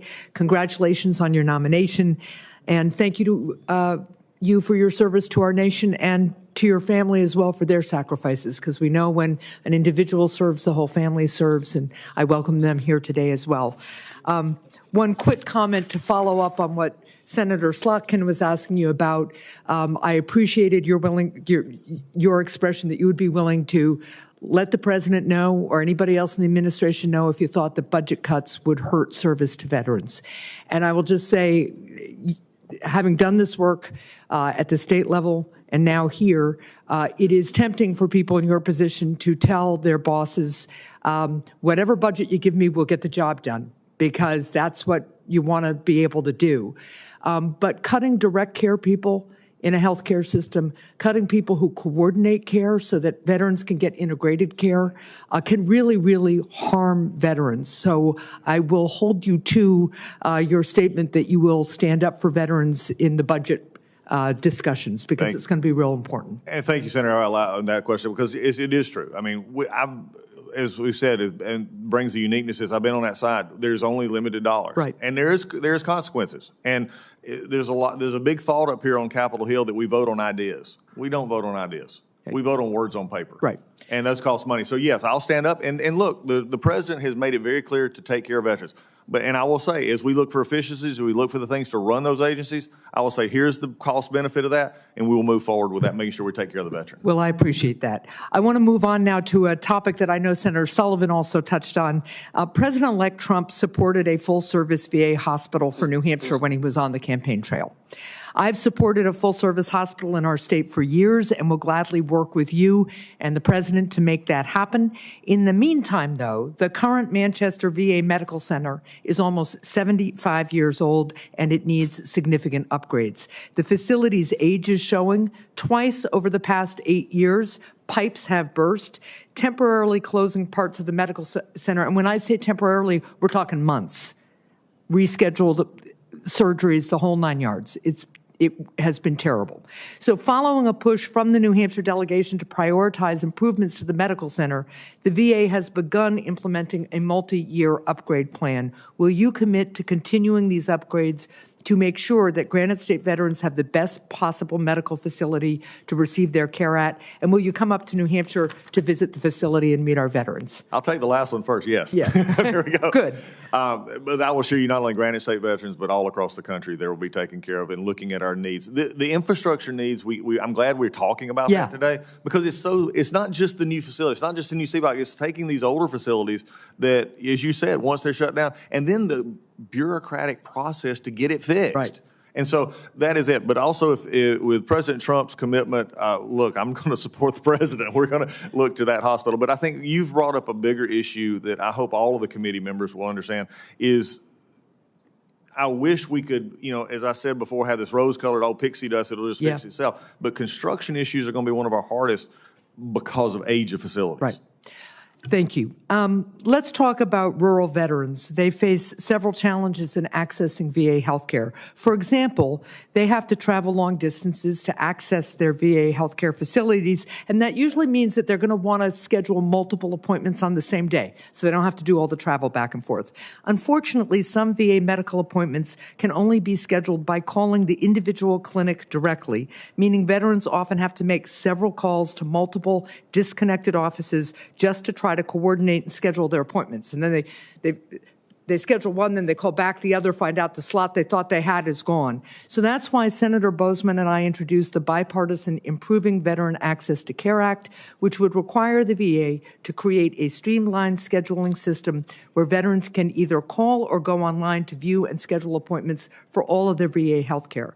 Congressman Colins, will you support this effort and work with me and Senator Boozman to pass this bill and implement its change to help our veterans? Well, Senator, I look forward to seeing that and looking into it further, but I'm going to tell you from a conceptual standpoint, the better question for me is why haven't we almost got there anyway? Yeah. I mean, because the thing about if I can, and I'm not to reduce, appointment times to an app, but when you can order 5 people's food and send it to 5 different places at the same time on your phone, why can't I go to one place? And I think for our younger veterans, and I think we talked about this in our office, for our older veterans, there's a different way they need to be personal phone. My dad, who's probably watching right now, he wants to be on the phone. Right. But the rest of them, pick up the phone. Let me get my 3 appointments and be done with it. Yeah. And I thank you, Mr. Chair, and I will follow up in writing with you about the one last question I wanted to talk about, which was just the implementation of the Dole Act. Home care is incredibly important. It should be the wave of the future, because most people want to age at home or get their care if they have chronic illness or disabilities at home. Something near and dear to my heart and the heart of veterans, and I look forward to working with you on that. And just briefly, Mr. Chairman, I just want to be real brief about it. That is something with this bat, I'm very proud of what y'all have accomplished there, but it's going to take us implementation to make sure we do it right. If I'm confirmed, you'll have that commitment. Thank you, sir. Senator Hessen, thank you. Senator Cassidy. Hey, Congressman Collins, great job in the chair.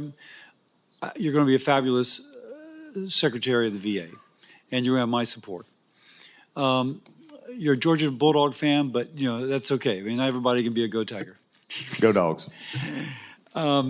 Listen, I've been concerned because there's such a backlog in terms of people applying for VA disability benefits from whatever program there is. It just doesn't happen.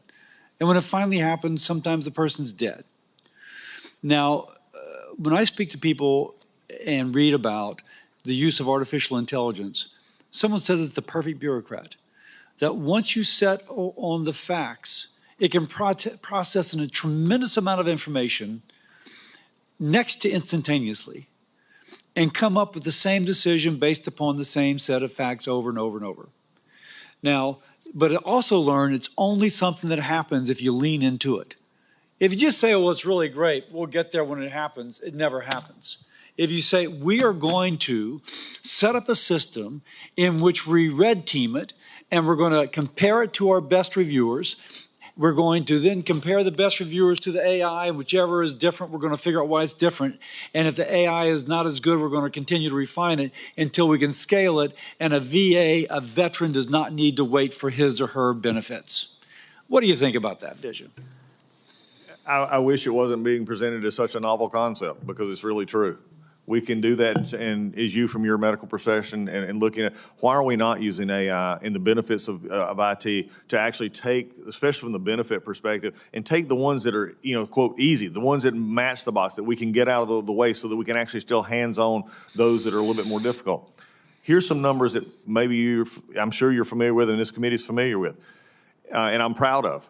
Under President Trump and the previous administration, the backlog on the benefits cases got down to 65,000, I believe. In the past 4 years, there's been 130,000 billion added to the budget and almost 70,000 employees. And right now, there's a 265,000 backlog, down from almost, I believe, double that. We've went up with everything else. Why are we not able to get out some of these better in better ways? And that means doing efficiency, looking at AI, looking at other technology, not just from the benefit perspective, but also from the medical perspective as well. We've got a healthcare record system that is non-existent right now that we're going to have to do, as you said, that red team approach, as your wording was. So I'm looking for every possible way that I can make it better. Why would I be satisfied for a system that is old and outdated or non-existent when my goal and my purpose and my mission is to take care of a veteran? Now, let me suggest, because one thing that happens here is that the agency says, give us the money and we'll come up with a system. And then 2 years later, and then 2 years later, and then 2 years later, till you finally pull the plug. So somebody once said you should go out on your bid and say, we want the system at least to be run on a pilot method within 6 months. Because what you're getting is people who already know how to do it, indeed are already doing it in one form, and they're adapting their system to yours. Now, I would suggest, as we work as a team, that we come up with something that we would say, okay, you got 6 months to do it, and then we're going to do it. If we see veterans who have been waiting forever to get their stuff, getting it quickly, getting it appropriately, not too much, not too little, then we can take it to scale. But other agencies have just taken the money, and it's become a black hole. So thoughts about that? My main thought about that is someone who's been on this hill and dealing with budgets, and it was the very thing that most of us go home and do town halls. They do not understand how we do appropriations up here. They do not understand how we spend money up here. They don't get to do that at home. They don't get to do it with their own budget. So when we tell them, oh, we're spending money but show nothing for it, that's something that's a foreign concept, and I think it's fostered the distrust that we see. So for me, setting deadlines is the only way you get things done. Setting deadlines and appropriate measures and metrics are the way you get things done. I am going to be one that is actually going to say, here's the defining aspect of what we've been given. Let's use the best results. Let's use the best processes. Let's use the employees we have and the best people. I like that. As opposed to $10 billion, figure it out. It's going to be, here's a chunk of money. If you can show you can do it, we'll take it to scale. But if not, we're pulling the plug and going someplace else. So anyway, thank you. Thanks, sir. Thank you, Dr. Cassidy. Senator Duckworth. Thank you, Mr. Chairman. Congratulations on your chairmanship. It's good to be on another committee with you. Congressman, welcome. I really enjoyed our conversation. I'm not going to speak further on privatization of VA and my opposition to it, you know. I think that you would agree, would you not, that VA is uniquely suited to provide the highest quality of health care to veterans, and that privatizing VA would create a significant challenge wherein veteran care would be outsourced to providers not equipped for this specialized training, directly impacting the quality of care afforded to veterans. Senator, again, it was good to talk to you. You would not believe how many times I've used our conversation in discussions with CBOX and other things, so it's been good to see. Of course, I mean, I think when you look at this issue, that the VA is uniquely positioned to deal with veterans and has the data, which you and I talked about, that can provide not only help for our veterans currently in the system, but even outside the system, using that data then to help others outside. We have a unique control group, if you would, that can actually look at that. So I think with someone we can definitely continue to work on. And as I've stated before, there'll always be a VA health care center for those veterans that come home. Yeah, just keep VA, the medical center, home, and then if they need care for their specialized treatment, they can go somewhere else. But as long as the VA know what's happening and is keeping track, I think that's really important for the veterans' best health. I think as we do it efficiently and processfully, and we make sure the veteran is the center of that, that's exactly what we need to do. You and I mentioned this, that I think we need more the issue of women's veterans coming in, which are a large population of our veterans coming in now, making sure that if they want to receive that care in the VA, for instance, right now there's depending on discussion, lack of mammogram equipment. Those are things that are at large VAs who satisfy a large number of female veterans. They're having, to do that. If they wanted to stay in, they couldn't. So I think working it both ways is where we need to be. Yeah, I think the medical, what is the best medical treatment is where we need to go. I mean, in the case of mammograms, you need somebody who reads thousands and thousands of mammograms, and if you only take care of a small number of female veterans, I wouldn't want to have my mammogram read by someone who only reads 100 mammograms a year, as opposed to a partner organization like that rural hospital or somebody who reads thousands of mammograms so that they can better spot any problems. Exactly. And that brings me to, I'm going to sort of maybe jump ahead of you a little bit. I think it goes back to your discussion we had in the office about the CBOC and your rural hospital issue, that they could. And I think what you made was a very good point. And I'm going to take it a step further about what you just said, though. It's the sharpening of skills. For those of us who've been to Iraq and have been to Afghanistan, we saw trauma and emergency care at its finest. Yes. I mean, if they came through the Heroes Highway at Balad, 98% of those made it back home alive. Now, some of them didn't. You were one that didn't. There's some who didn't, but they got back home. And I remember the time that I sat with a young man who I was with him and prayed with him, and he had I'll never forget him because he had blonde hair and blue eyes. And I went back later that evening, and he was gone. They had already got him on a plane and got him later. A week and a half later, I looked at Stars and Stripes, and I saw his picture. But I was comforted by knowing he was back home when he passed. That is sharpening of skills. And in the VA, we need to have that. We have to make sure that our veterans are getting that same kind of treatment so that our skills and their treatment are matching. Wonderful. Thank you. If confirmed, will you commit to working with myself and my colleagues on this committee to strengthen and refine VA policies that improve wait times and access to VA health care rather than resorting to privatization? Yes, I think that is what we're looking at right now is a VA that has the VA healthcare system, and again, it goes back to the service of the veteran. Mm-hmm. And if anytime, I'll say it again, I've said it before, I'm going to say it again, when they have to call my office when I was in Congress or your office now, that is a failure from the VA. And it's not a failure on the people. So for anybody try to twist what I'm saying, that's not what I'm saying. The VA has a mission to take care of veterans. If for some reason the veteran's not able to get that care, then we need to step up and make sure they answer why. So yes, trimming down wait times, making sure they get that. Because some of the things we could be missing are preventative care that could actually help us long-term in our cost perspective if we're catching it early. Yeah. Thank you. I'm glad you mentioned preventative care. Right now, preventative health care is something that patients in the Affordable Care Act or other places do not have to pay for their preventative care. So your prostate cancer screening, your mammograms for breast cancer, colon cancer screening, your statins for your cholesterol medication, you don't pay a copay for that, but veterans do. Would you, if confirmed, will you support making a non-controversial common sense fix to ensure that VA coverage aligns with that of commercial health care and TRICARE? And help me eliminate the copays for veterans for preventative health care? I look forward to working with this committee on that because I do believe, as you do, that the preventive aspect of that is very important. Thank you. You're back, Mr. Chairman. Senator Blackburn. Thank you, Mr. Chairman. And Mr. Collins, always good to see you. Appreciate that. As we served in the House, you were known as being a consensus builder and a problem solver. And I think as we look at the VA and the situation that is there, we need someone who can build consensus among the employees and solve some problems that are existing in the VA. So you made a comment about it was important to get the right people doing the right job, and I agree with that.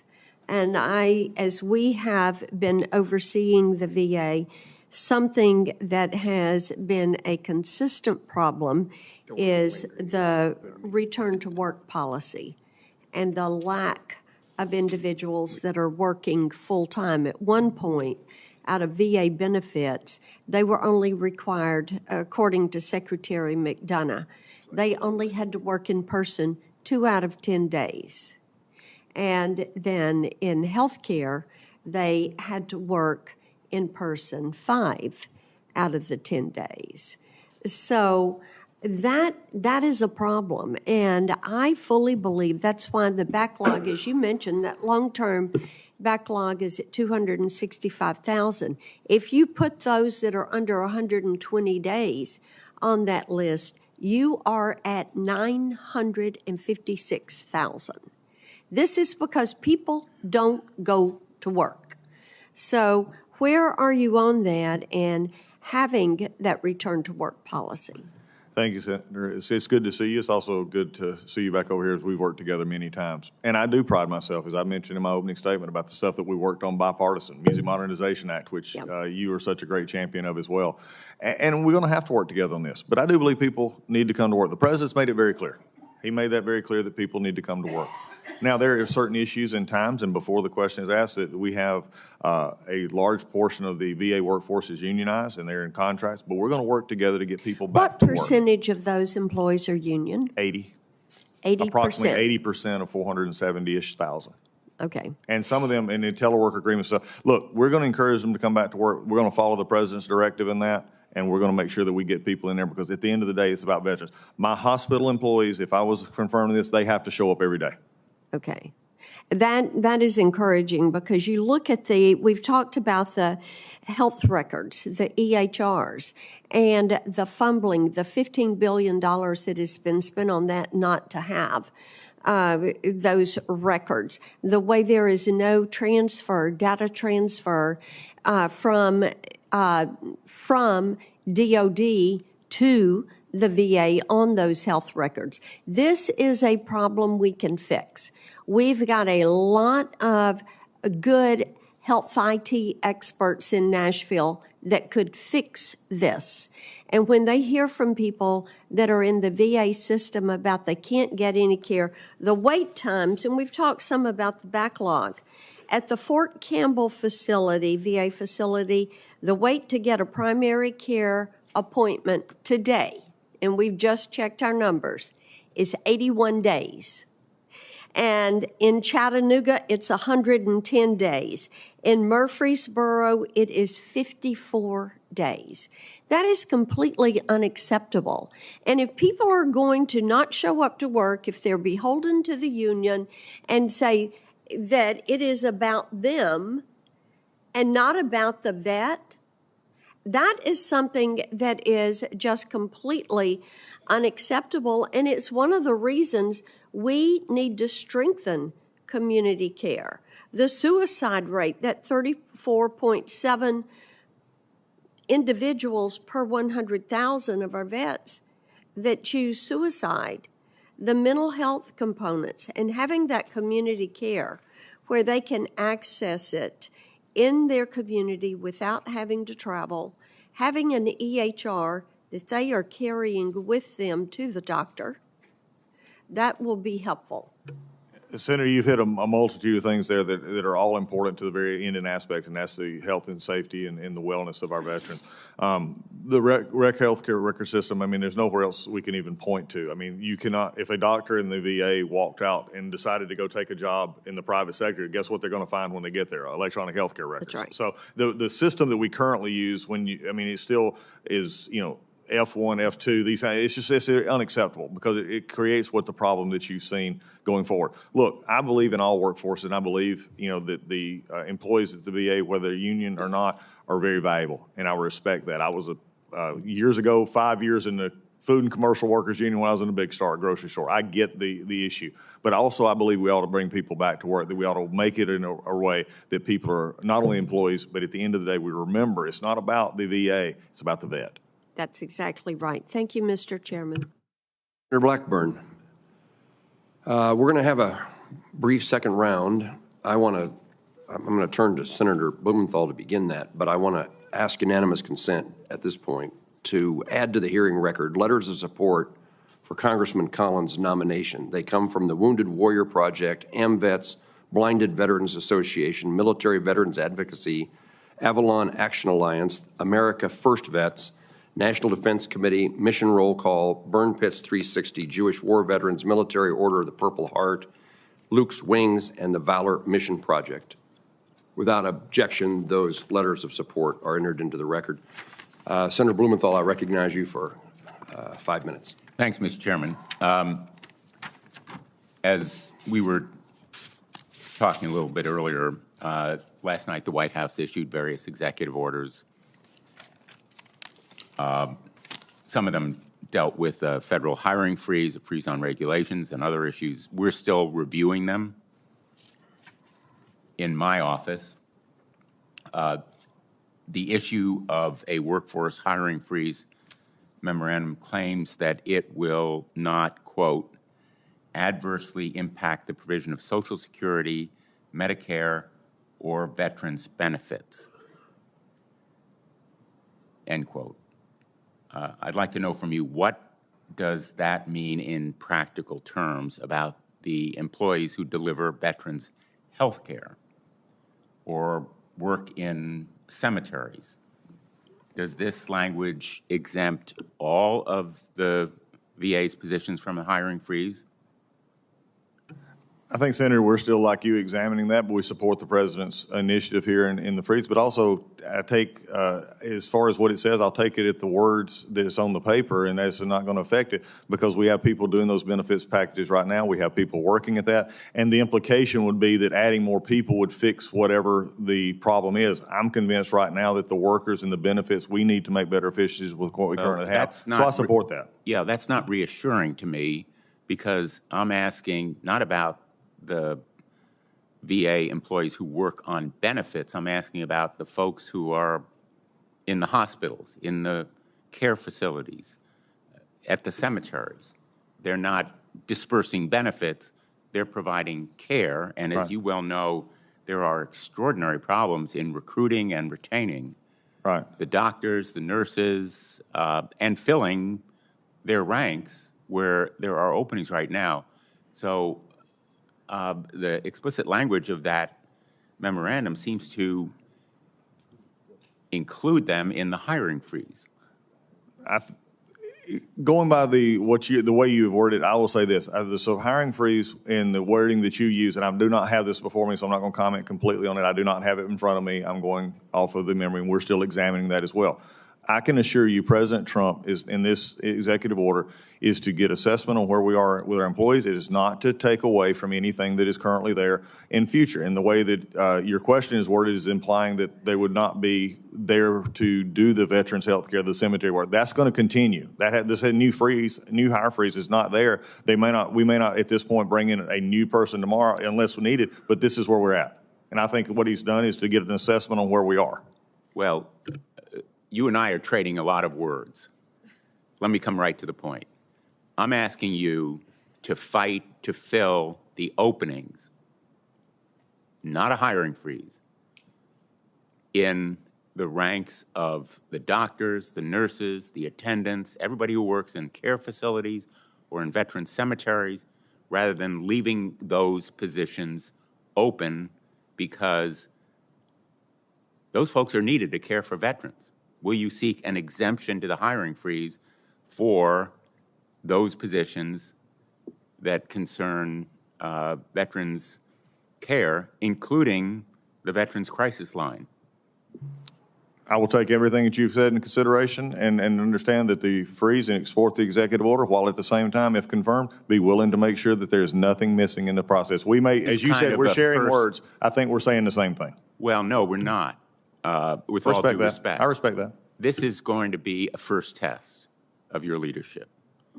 Whether you fight for an exemption in the hiring freeze for the non-veterans benefits employees who are needed to care for veterans at medical facilities and other places, including the Veterans Crisis Line, rather than have them covered by that hiring freeze. Senator, I view this as not as a test of what I will do. I believe it is a test of two different assumptions, and assuming that just because there's opening, that there's an actual need at that point that makes a veteran miss their benefits of health care. I think we're coming at it from two separate perspectives. There may be openings, but there was openings yesterday. There was openings last week. This is simply looking at ahead to say where we're at this point. I think we're coming at this as two separate perspectives. I respect yours greatly. But I think what we're going to see is no one on the veteran health care side is going to miss their health care provider because of this new hire freeze. The president is doing a prudent step as he comes into office to make sure that we have a good handle on what we've got and going forward. I will always fight, Senator, and I've told you this in your office, and I'll tell you again here, for what we need at our facilities. But I'm also not going to fight for issues in which I believe that I've not had a chance to study and make sure that this issue is taken care of. I do not believe this is going to have the impact that you're having because I think we're coming at it from two different perspectives. Well, I will just say, I don't want to get into an argument here, but there are possible openings where, let's say, the head of the West Haven VA facility says, oh, well, we don't need to fill that position. Yeah. But there are also openings where the director of the facility is saying, we need more nurses. Yeah. We need more doctors. We need more mental health care. You and I have talked about this issue. You can't provide veterans health care without the people, the skilled professionals to do it. I appreciate And I hear you saying if there's an opening, it means that we don't need somebody for that opening. No, I think, Senator, just a general reminder, last week, Secretary McDonough could have filled those positions. He chose not to, or couldn't find anybody. Well, he may have wanted to, and you may have talked to him about it, but it's not easy to fill those positions. And Senator, that's why we're taking a perspective of where we're at. And again, I appreciate it. We'll work on this together, but I respect what the president's done. I think it's a prudent step looking forward, and that the health care is not going to be compromised in that process. I support that. Let me move on. Will you commit to expending every effort and every dollar to reach every veteran at risk of suicide, including those who are not now enrolled in the VA system? Senator, that's the easiest question you've asked all day, and I appreciate it. No, yes, I will do everything possible. This from my heart, and you've heard it mentioned, there's nothing more sacred to me, or my perspective, and my faith in my God, that everyone is made in the image of God and deserves life and encouragement for that. I think we need to actually have more any way we can to reach that person. As someone who's been on the other end of that line, when somebody called me and said, Chap, I'm ready to end it, there's no worthy, I'm not willing to let anybody go by because I believe in the inherency of life and the grace that was given to me. As you know, the rate of firearm suicide is significantly higher among veterans than non-veterans. And so will you commit to looking for ways that firearms-related suicides can be reduced? I'm committed to looking at any instrumentality that takes the life of one of our veterans. On the issue of homelessness, is there more that can be done to prevent or address veterans' homelessness? Yes, there's many things that need to be done, and I think we've got to look at it from a cross-government approach, not only just with the VA, but with HUD, also with HHS. There's many aspects that I don't think we're touching at this point. So for me, it is, again, about how do we make the best resources of the limited funds that come from our government. You've been asked, and I think you've answered, and I don't want to repeat this issue, whether you will continue to abide by the VA rule concerning abortion, counseling, and care in cases of rape, incest, life, or health endangerment endangerment of a pregnant veteran. Will you commit that you will inform this committee if and when you begin reconsideration of the present rule? I will keep this committee informed. The chairman and the ranking member will know any discussions and decisions as we get toward that decision.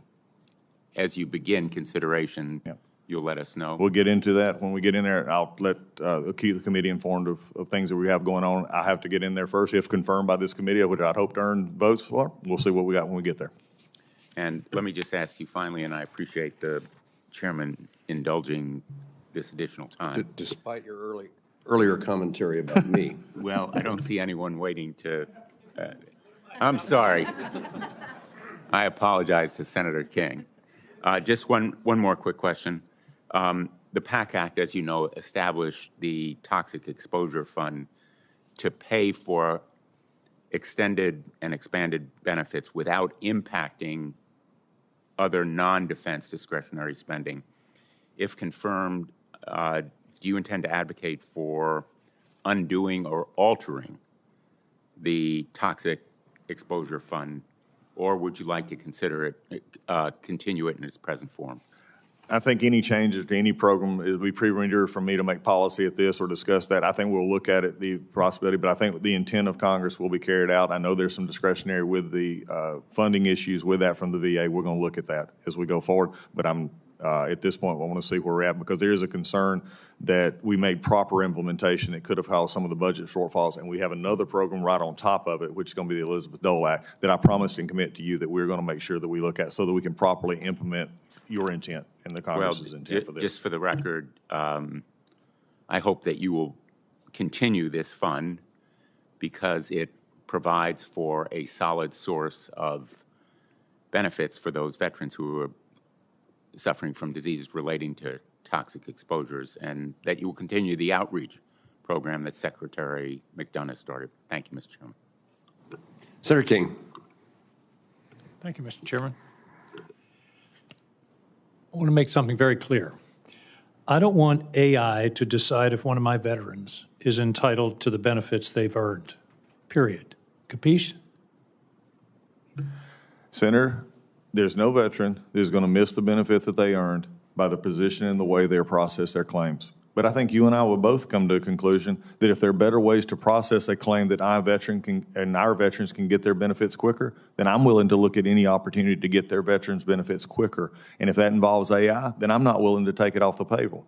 I'm not willing, though, to have them put in a position where AI is randomly in a situation, especially with benefits and others that are more difficult. There'll always be a person there to oversee that process. Well, the experience thus far with AI in the insurance industry is not positive. And I don't want our veterans having to go through a claims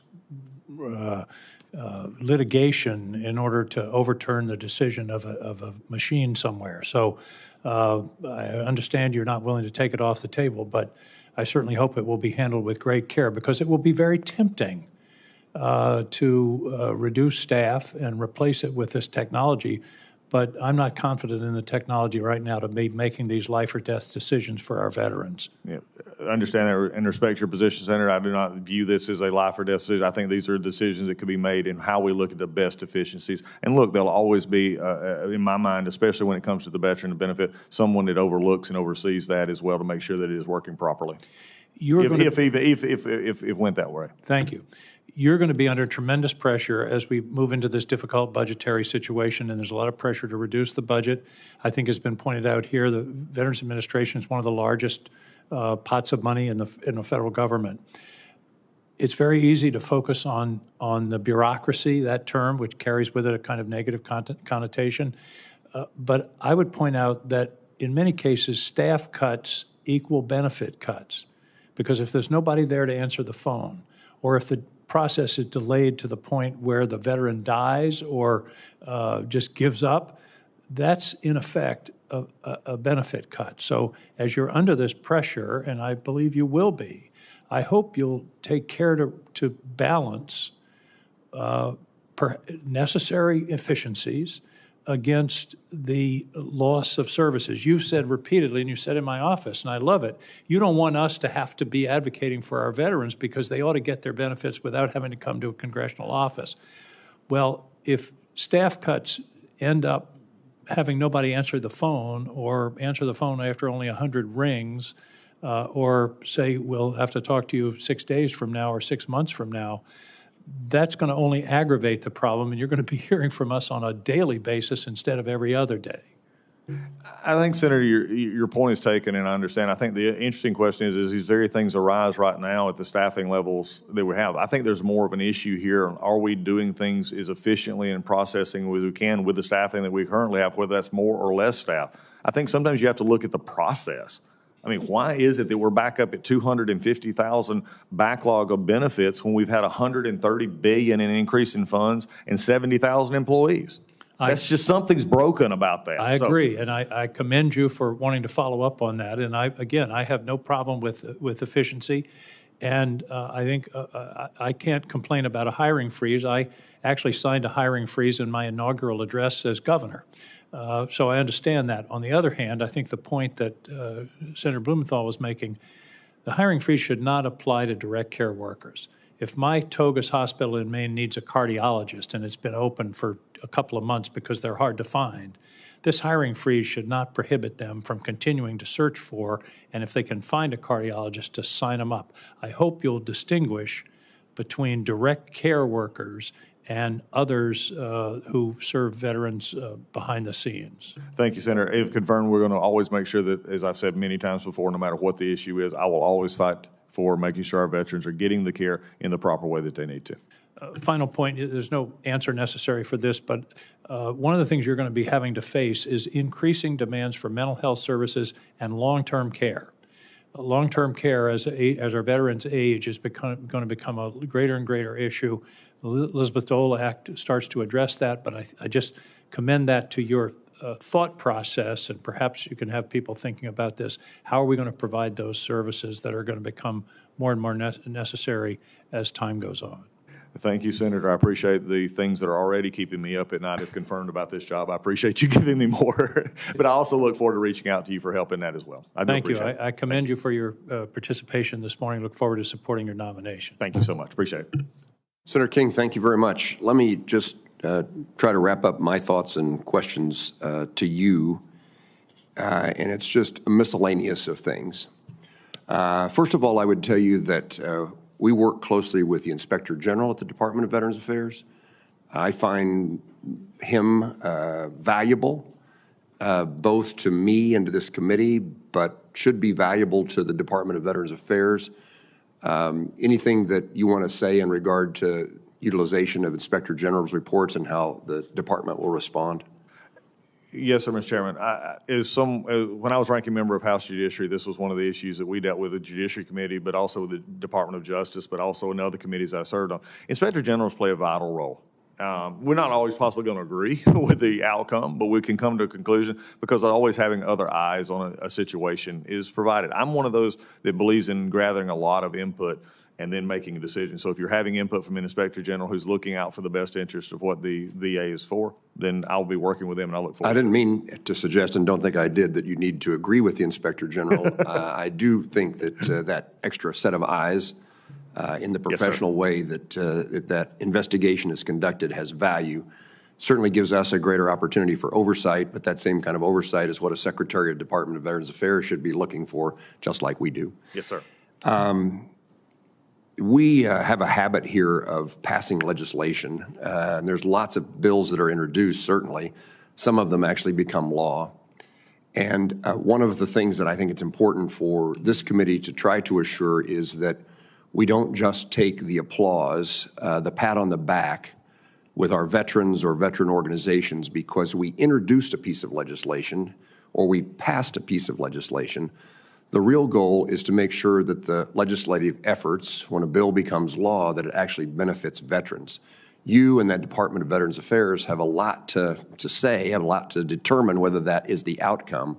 But I see it as our responsibility, this committee's responsibility, to see that the laws that we pass actually have the outcome, the intended consequence that we were seeking when we decided by a majority vote in the House and a supermajority vote in the Senate that this is something that matters and will make a difference in veterans' lives and well-being. So implementation I'm saying this perhaps for the benefit of the committee more than you, but we ought not be satisfied with the outcome of our work with the passage of a piece of legislation. I don't know that that requires any response from you. Could I respond to that, Mr. Chairman? Please. Because I think it goes back to the uniqueness of my qualifications for this job, is being where you've been. And it's real easy to go around and say, oh, we passed this, and now we do it. I was privileged enough to have, I believe it was 19 red lines actually pass into law, some big stuff. First Step Act, Criminal Justice Reform, we did defend trade secrets. I have some of my former staff that were here with me that I literally stand on their shoulders because they did work, and the staff behind you who do good work.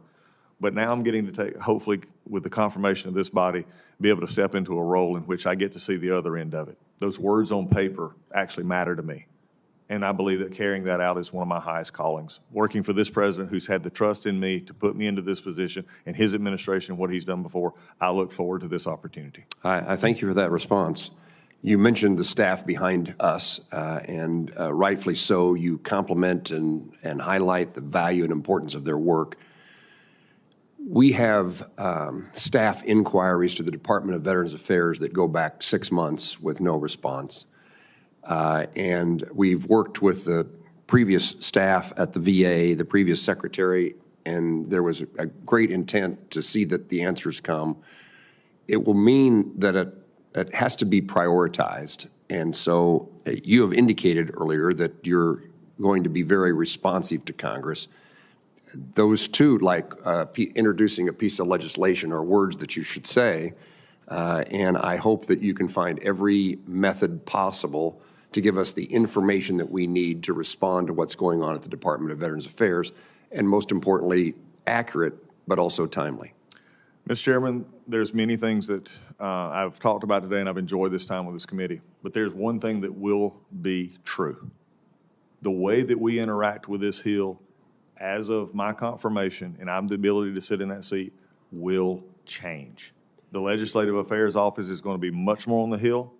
They're going to be much more involved, and they're going to get you answers. 6 months is not tolerable. Again, I go back to the fact I've written those letters too, and it's not going to happen. It has taken way too long in many instances.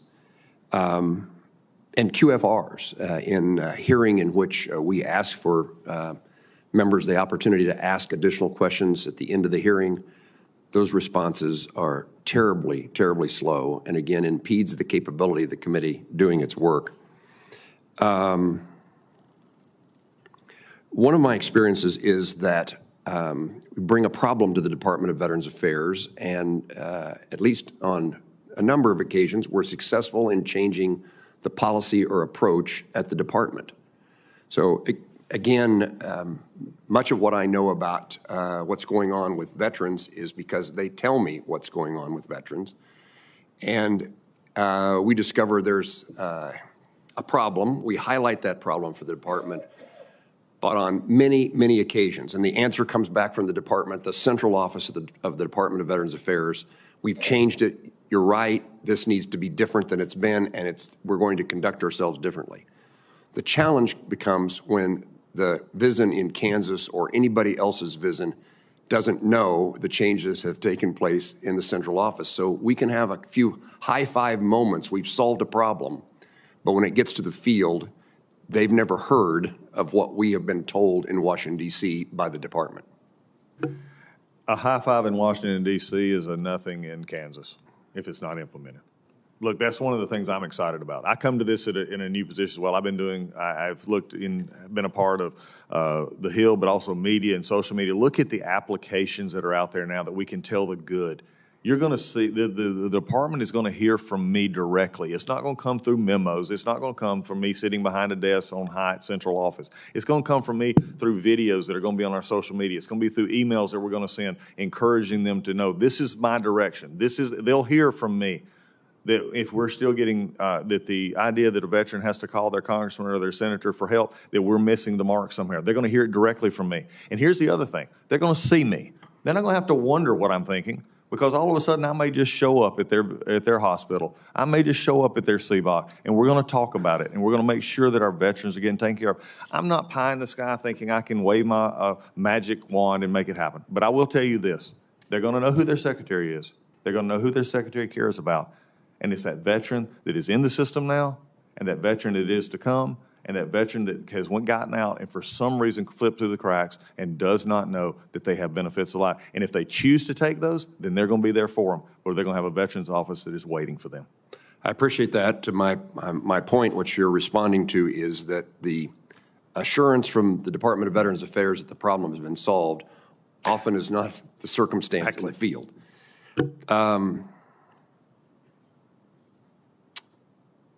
One of the things that this is in the management aspect, and then maybe this is an issue or a challenge because of employment agreements, but it is not infrequent in which we bring a specific instance in which bad behavior, malfeasance, malpractice,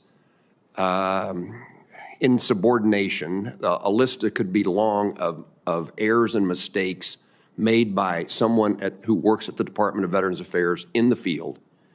And the response ultimately, if you ever hear about what happened to that person, that employee, is we transferred them to another hospital. That can't be reassuring, shouldn't be reassuring to anyone. And maybe there's some impediment that makes it, can't be impossible, makes it difficult to actually fire someone. And the instances here are not like employee grievances. It's not like mismanagement in the sense of how do we get along here. These are egregious circumstances in which terrible things have happened to veterans. And the response is never you're out of here. At least that, if that's the response, it rarely happens in the end. So my point, which I don't think I explained very well, but the point is there has to be a better disciplinary circumstance in those extreme cases other than you are transferred to another facility. And that is for the well-being, safety, and importance of the veterans who are served by the Department of Veterans Affairs. Senator, I couldn't agree with you more. The concept of failing up is not a concept that I abide by. I'm a military person. I'm someone who's also employed people outside the government as well. But failing up is not an option. You don't fail up. And we're just because what we will do is I will work within any agreements, employee agreements, collective bargaining. But if you're putting a veteran health and safety at harm, I will make sure the department will get rid of you, and we are willing to do whatever it takes to do that. Because here's the deal, and I don't think there's any senator or congressman who will disagree. If that happens, you shouldn't be there. We'll do everything within the agreements to make sure their processes are followed, but I will not tolerate it, and that then in turn makes our better employees even better. You highlighted that point, and I was going to compliment you on it, that a culture, a sense of well-being of the employee, that it's a safe and valuable job, and that you're doing good work is hugely important to the success of the Department of Veterans Affairs.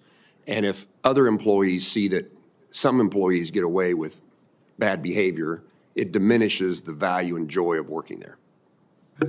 Senator, I agree. There's an old saying that I ascribe to. There's two ones that I look at, and one will be on my desk if confirmed, and it says if it goes wrong, it's my fault. If it's a little bit okay, it's everybody, and if it's right, it's everybody else's, so we lift everybody up. But understand, when you have employees that come to work every day doing it right, and they feel like they have to carry a coworker along, after a while, they don't want to carry the coworker anymore. They just rose to the level. They go to that level. We're not going to tolerate that. Mr. Collins, it's always my practice almost always my practice in a hearing to give our witnesses the chance to take back, to admit a mistake, want to correct the record, to give a witness before the committee the chance to restate or make clear something they felt like they didn't do in the first set of hearings, in the first two rounds of questioning. Anything you'd like to add to the record today? No, Senator, I just want to appreciate the time, Mr. Chairman, Ranking Member, Mr. King, and all who have stayed and come by. I've enjoyed the answers. I've enjoyed the questions. We're not always going to agree, but I will guarantee you I'll always listen. I will always be a part, and to take this job very seriously to make sure that at the end of the day our veterans are taken care of. And if anything, I will say the only addition I will have is I'm thankful for the ones sitting behind me, for my wife and my children, my father who's watching, and for those future employees, if I'm blessed enough to be confirmed by this body, let the veterans of the VA know that we're coming to make a difference, and we're going to be there to support you. Mr. Collins, thank you. Let me see anything that we're missing. Okay. Each member will have 5 legislative days to revise and extend their remarks. In addition, any member who would like to send a question for the record to Congressman Collins should do so. Well, I don't know why we say as soon as possible. We actually need it by the end of business today. We have a executive session of this committee scheduled for Thursday. And so if there's something that you want to make sure that has not been asked or answered by a member of the committee, we need you, Mr. Collins, so that our process can continue with the consideration of your nomination. We need you to respond immediately. Yes, sir. Thank you. I would just join Mr. Chairman in thanking you for the hearing and thanking Congressman Collins for your testimony here today, which I think has been very frank and forthright and very helpful to us, and really appreciate your candor and look forward to a working relationship where we're always candid with each other. Again, thank you for your service to our nation. Senator Blumenthal, thank you. I, again, look forward to working with you in the next 2 years on this committee and see if we can accomplish good things for those who serve our country. Thank you. The meeting is adjourned.